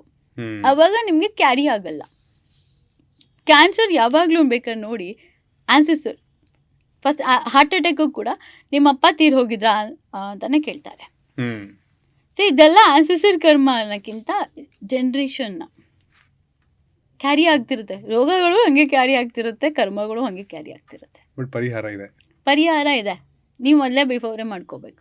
ಈಗ ನನ್ನಮ್ಮ ಕ್ಯಾನ್ಸರ್ ಇತ್ತು, 4 ಜನ್ರೇಷನ್ನು, ಅಂದರೆ ನನ್ನ ಅಜ್ಜನ ಅಪ್ಪನೋ ಅವರಮ್ಮನೂ ಇತ್ತು. ಬಟ್ ಅದನ್ನ ಯಾರೂ ನೋಡಿಲ್ಲ. ಈಗ ನನಗೆ ನನ್ನ ಮಕ್ಳಿಗೆ ಅವ್ರ ಮಕ್ಳಿಗೆ ಬರಬಾರ್ದು ಅಂತ ನಾನು ಮುಂಚೆನೇ ಪ್ರಿಕಾಷನ್ ತೊಗೊಂಡ್ಬಿಟ್ಟೆ. ಇದು ಯಾರು ಕ್ಯಾರಿ ಮಾಡ್ಕೊಂಡು ಹೋಗಬಾರ್ದು.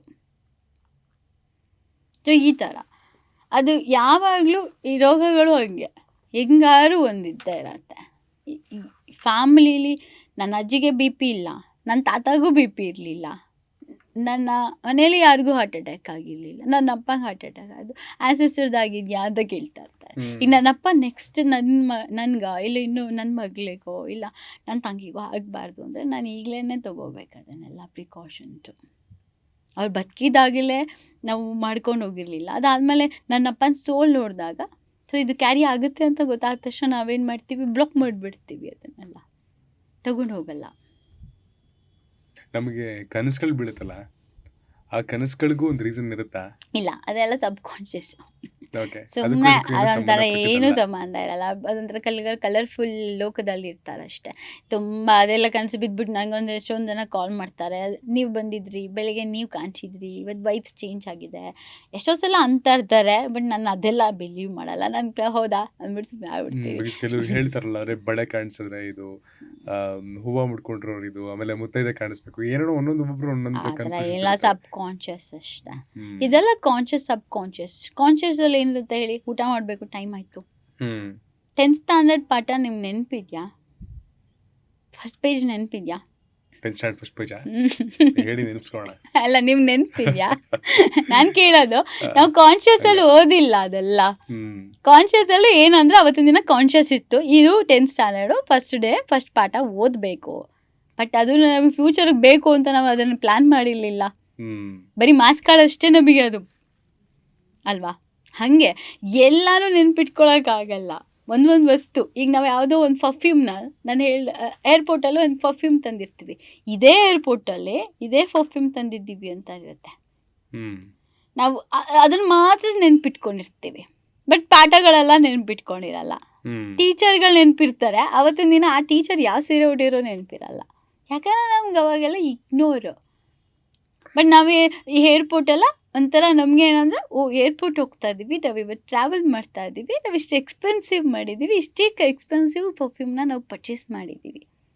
ಆ ಪರ್ಫ್ಯೂಮ್ ನೋಡಿದ ತಕ್ಷಣ ಇದೇ ಇದ್ರಲ್ಲಿ ತಂದಿರೋದು, ಇಷ್ಟೇ ದುಡ್ಡಲ್ಲಿ ಬಟ್ ಆ ಹುಡುಗಿ ಯಾವ ಡ್ರೆಸ್ ಹಾಕೊಂಡಿದ್ಲು ಅದು ಗೊತ್ತಿಲ್ಲ.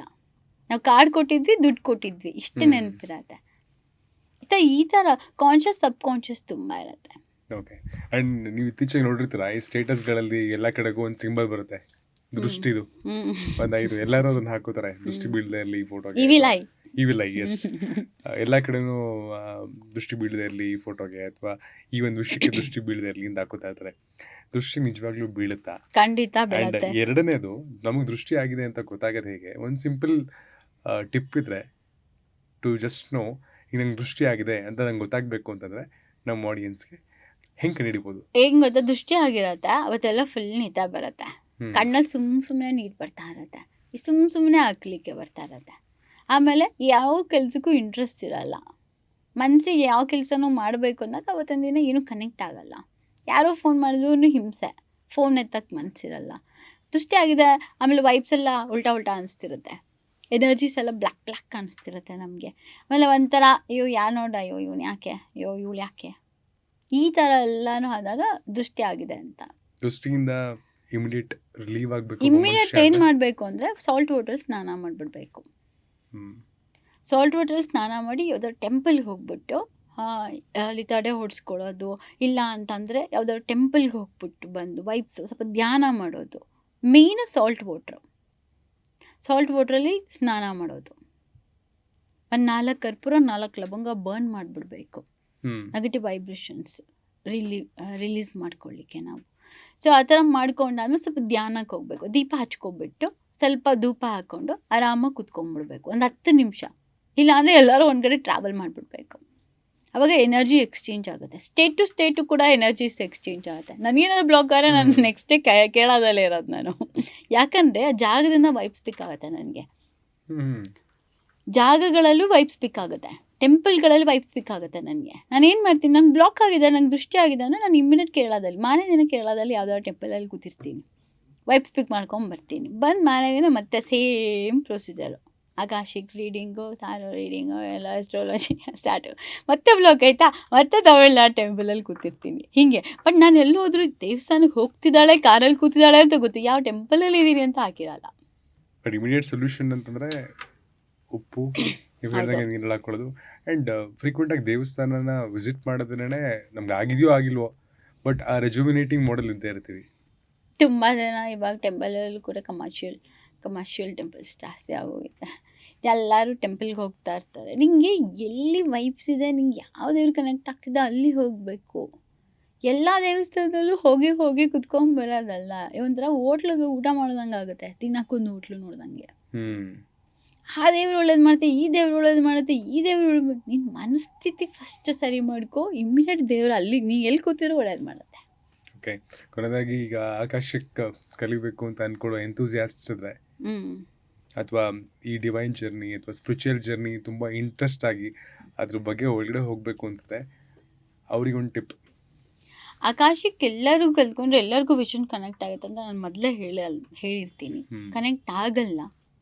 ಇಂಟ್ರೆಸ್ಟ್ ಇರೋರು ಕಲ್ತ್ಕೊಂಡು ವಿಷನ್ಸು. ಈಗ ಎಷ್ಟೋ ಜನ, ಈಗ ನನ್ನ ಸ್ಟೂಡೆಂಟ್ಸ್ ಇಬ್ಬರು ನನಗೆ ಎಷ್ಟೋ ಜನ ಸ್ಟೂಡೆಂಟ್ಸ್ ಇದ್ದಾರೆ ಆಕಾಶಿಕಲ್ಲಿ. ಬಟ್ ನಂಗೆ ತುಂಬ ಕನೆಕ್ಟ್ ಆಗಿರೋದು ನವೀನ್ ಮತ್ತು ಸುಜಿತ್ ಇಬ್ಬರು. ಅವರಿಬ್ಬರಿಗೂ ಏನಂದರೆ ತವಳೆ ಚಕ್ರ ನೀಟಾಗಿ ಆಗ್ತದೆ. ಅವರು ಬಿಸ್ನೆಸ್ಗೆ ಯೂಸ್ ಮಾಡ್ಕೋತಾರೆ, ಇವರು ಕೆಲ್ಸಕ್ಕೆ ಯೂಸ್ ಮಾಡ್ಕೋತಾರೆ. ಸೊ ಅವ್ರವ್ರಿಗೆ ಅವ್ರವ್ರ ಸೆಲ್ಫ್ ಆಕಾಶಿ ಕಲ್ತಿರೋದ್ರಲ್ಲಿ ಅವ್ರವ್ರ ಸೆಲ್ಫ್ ಇಂಪ್ರೂವ್ಮೆಂಟ್ಗೆ, ಅಂದರೆ ಇವತ್ತು ಬಿಸ್ನೆಸ್ ಡೌನ್ ಆದಾಗ ಅವ್ರು ಏನು ಮಾಡ್ತಿದ್ದಾರೆ, ಬೇರೆ ಕಡೆ ಯಾವುದೇ ಕಡೆ ಅವತ್ತು ಪ್ಯೂರ್ ಸೋಲ್ಸ್ ಅವರು. ಅವ್ರವ್ರ ಸ್ವಾರ್ಥ ಇಲ್ಲ ಅವ್ರಿಗೆ, ಬೇರೆಯವ್ರ ಬಗ್ಗೆ ಕೆಟ್ಟ ಆಲೋಚನೆಗಳಿರಲ್ಲ. ಅವ್ರು ಏನು ಮಾಡ್ತಾರೆ, ಅವ್ರವ್ರ ಸೆಲ್ಫ್ ಫೀಲಿಂಗು, ಅವ್ರ ಇಂಪ್ರೂವ್ಮೆಂಟ್ ಅವರ ಬಿಸ್ನೆಸ್ಗೆ ಯೂಸ್ ಮಾಡ್ಕೋತಾರೆ. ನಾನು ಯಾರೇ ಆಕಾಶಿಗೆ ಕಲಿತ್ರು ಕೂಡ ನಾನು ಹೇಳೋದಿಷ್ಟೇ, ಫಸ್ಟು ನಿಮ್ಮನ್ನು ಚೇಂಜ್ ಮಾಡ್ಕೊಳ್ಳಿ, ಆಮೇಲೆ ಬೇರೆಯವ್ರ ಎನರ್ಜಿನ ಆಮೇಲೆ ಮಿಸ್ಯೂಸ್ ಮಾಡ್ಕೊಂಬಿಡ್ತಾರೆ. ಅದಕ್ಕೆ ನಾನು ಎಲ್ಲರಿಗೂ ಕನೆಕ್ಟ್ ಕೊಡಲ್ಲ ನಾನು ತವಡೆ ಚಕ್ರನ. ಯಾರಿಗಾರಿಗೂ ಸುಮ್ಮನೆ ಬ್ಲಾಕ್ ಮಾಡೋದು, ಯಾರದು ಹೊಟ್ಟೆ ಕಿಚ್ಚನ್ನ ಸ್ಪ್ರೆಡ್ ಮಾಡೋದು, ಇದೆಲ್ಲ ಸೋರ್ಸ್ನ ನೋಡ್ಬಿಟ್ಟು ನಾನು ಡಿಸೈಡ್ ಮಾಡಿದ್ಮೇಲೆ ಆಕಾಶಿಗೆ ಹೇಳ್ಕೊಡೋದು. ಸುಮ್ಮನೆ ಎಲ್ಲರಿಗೂ ಆಕಾಶಿಗೆ ಹೇಳ್ಕೊಡಲ್ಲ. ಹೇಳ್ಕೊಟ್ರು ನಾನು ಅಷ್ಟು ಪವರ್ ಕೊಡಲ್ಲ. Thank you for the wonderful podcast. ಅಂದರೆ ಸುಮಾರು ವಿಷಯಗಳ ಬಗ್ಗೆ, ಆಕಾಶದ ಬಗ್ಗೆ ಆಗಿರ್ಬೋದು, ದೇವಸ್ಥಾನಗಳ ಬಗ್ಗೆ ಅಥವಾ ದೈವದ ಬಗ್ಗೆ ಆ್ಯಂಡ್ ಪಿತೃಗಳಿಗೆ ನಾವು ಮಾಡಬೇಕಾಗಿರುವಂತಹ ಕಾರ್ಯಗಳು, ಇವೆಲ್ಲದ್ರ ಬಗ್ಗೆ, ಮನೆ ದೇವ್ರ ಬಗ್ಗೆ ಸುಮಾರಷ್ಟು ವಿಷಯಗಳನ್ನು ಹೇಳ್ಕೊಟ್ರಿ.